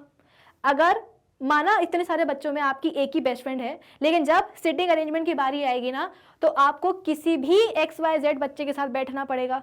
ये कोई बात नहीं होती कि आपका बेस्ट फ्रेंड ये है तो आप इसी के साथ जाकर के बैठोगे। यहाँ भी तो यही हो रहा है। 2 कैरेक्टर्स हमने लिए थे, एक सीट का शेप और एक सीट का कलर, है ना? तो कभी आपको राउंड शेप के सीड्स के साथ, कभी आपको येलो कलर के येलो कलर का भी ट्रेट दिखाई दे रहा है, कभी आपको ग्रीन कलर का ट्रेट भी दिखाई दे रहा है, कभी आपको रिंकल्ड सीड के साथ ग्रीन कलर भी दिखाई दे रहा है, या कभी आपको रिंकल्ड सीड के साथ येलो कलर भी दिखाई दे रहा है ना? तो यहाँ पे वो वाली बात नहीं होगी। इसी को तो हम क्या कह रहे हैं? इंडिपेंडेंट असॉर्टमेंट कह रहे हैं। This law states that when individual differing in 2 और more than 2 pairs of contrasting characters are crossed, the inheritance of any one pair is not affected by the presence of the other।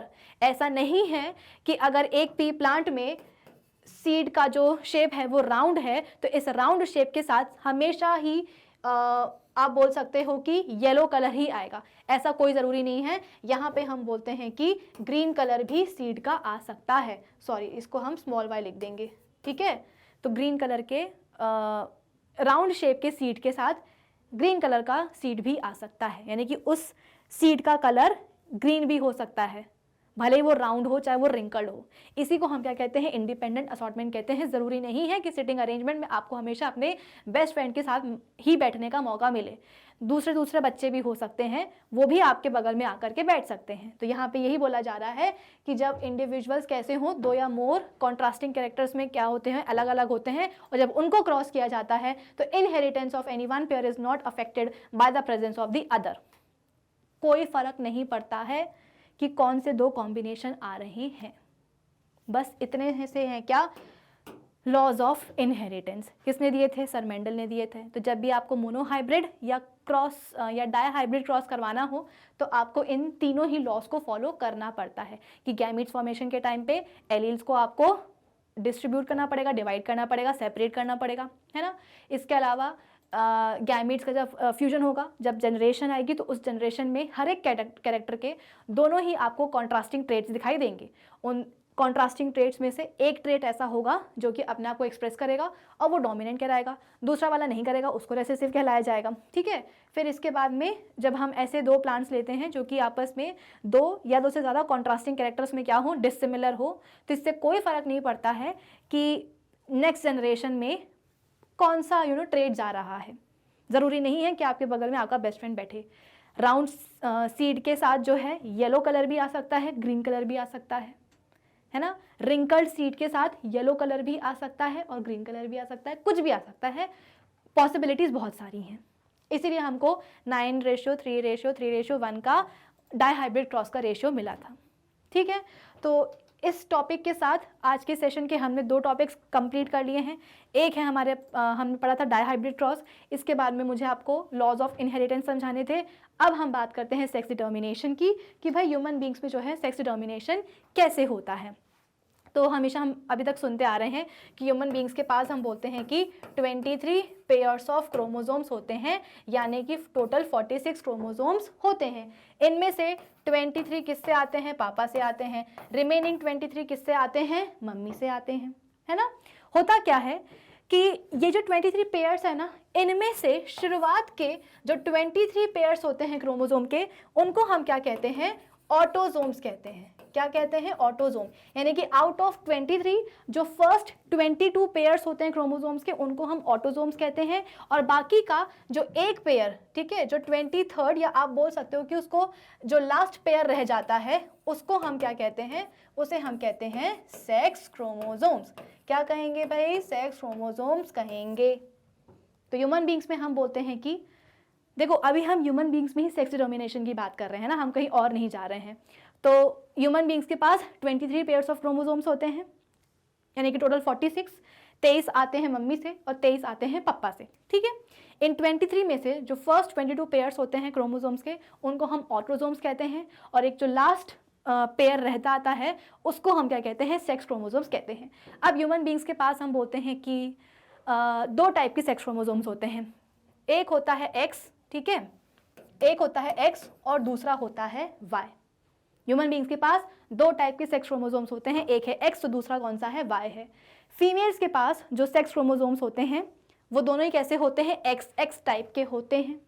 और mails के पास जो chromosomes होते हैं, sex chromosomes, एक होता है x वाला और एक होता है वाई वाला।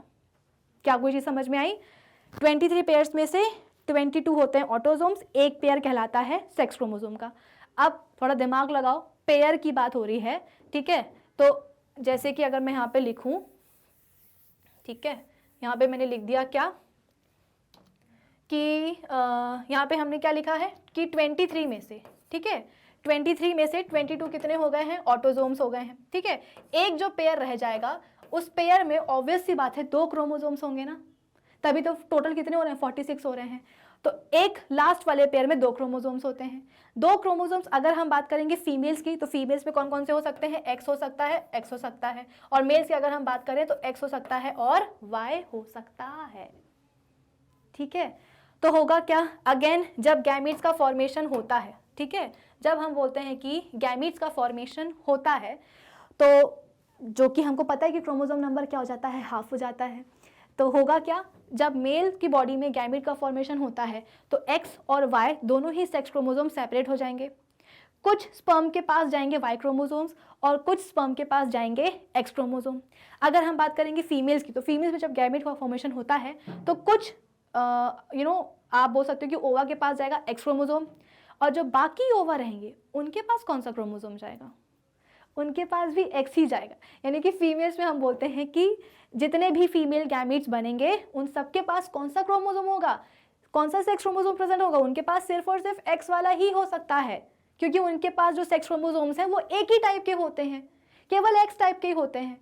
तो जो गैमीट्स बनेंगे उनमें हमेशा एक्स एक्स टाइप के ही क्रोमोसोम जाने वाले हैं, सेक्स क्रोमोसोम जाने वाले हैं। लेकिन अगर हम बात करेंगे मेल्स की, तो देखो मेल्स की बॉडी में 2 टाइप के सेक्स क्रोमोसोम होते हैं, भाई उनके पास वैरायटी है ना ज़्यादा, तो कुछ के पास चले जाएंगे वाई क्रोमोसोम्स और कुछ के पास चले जाएंगे एक्स क्रोमोसोम।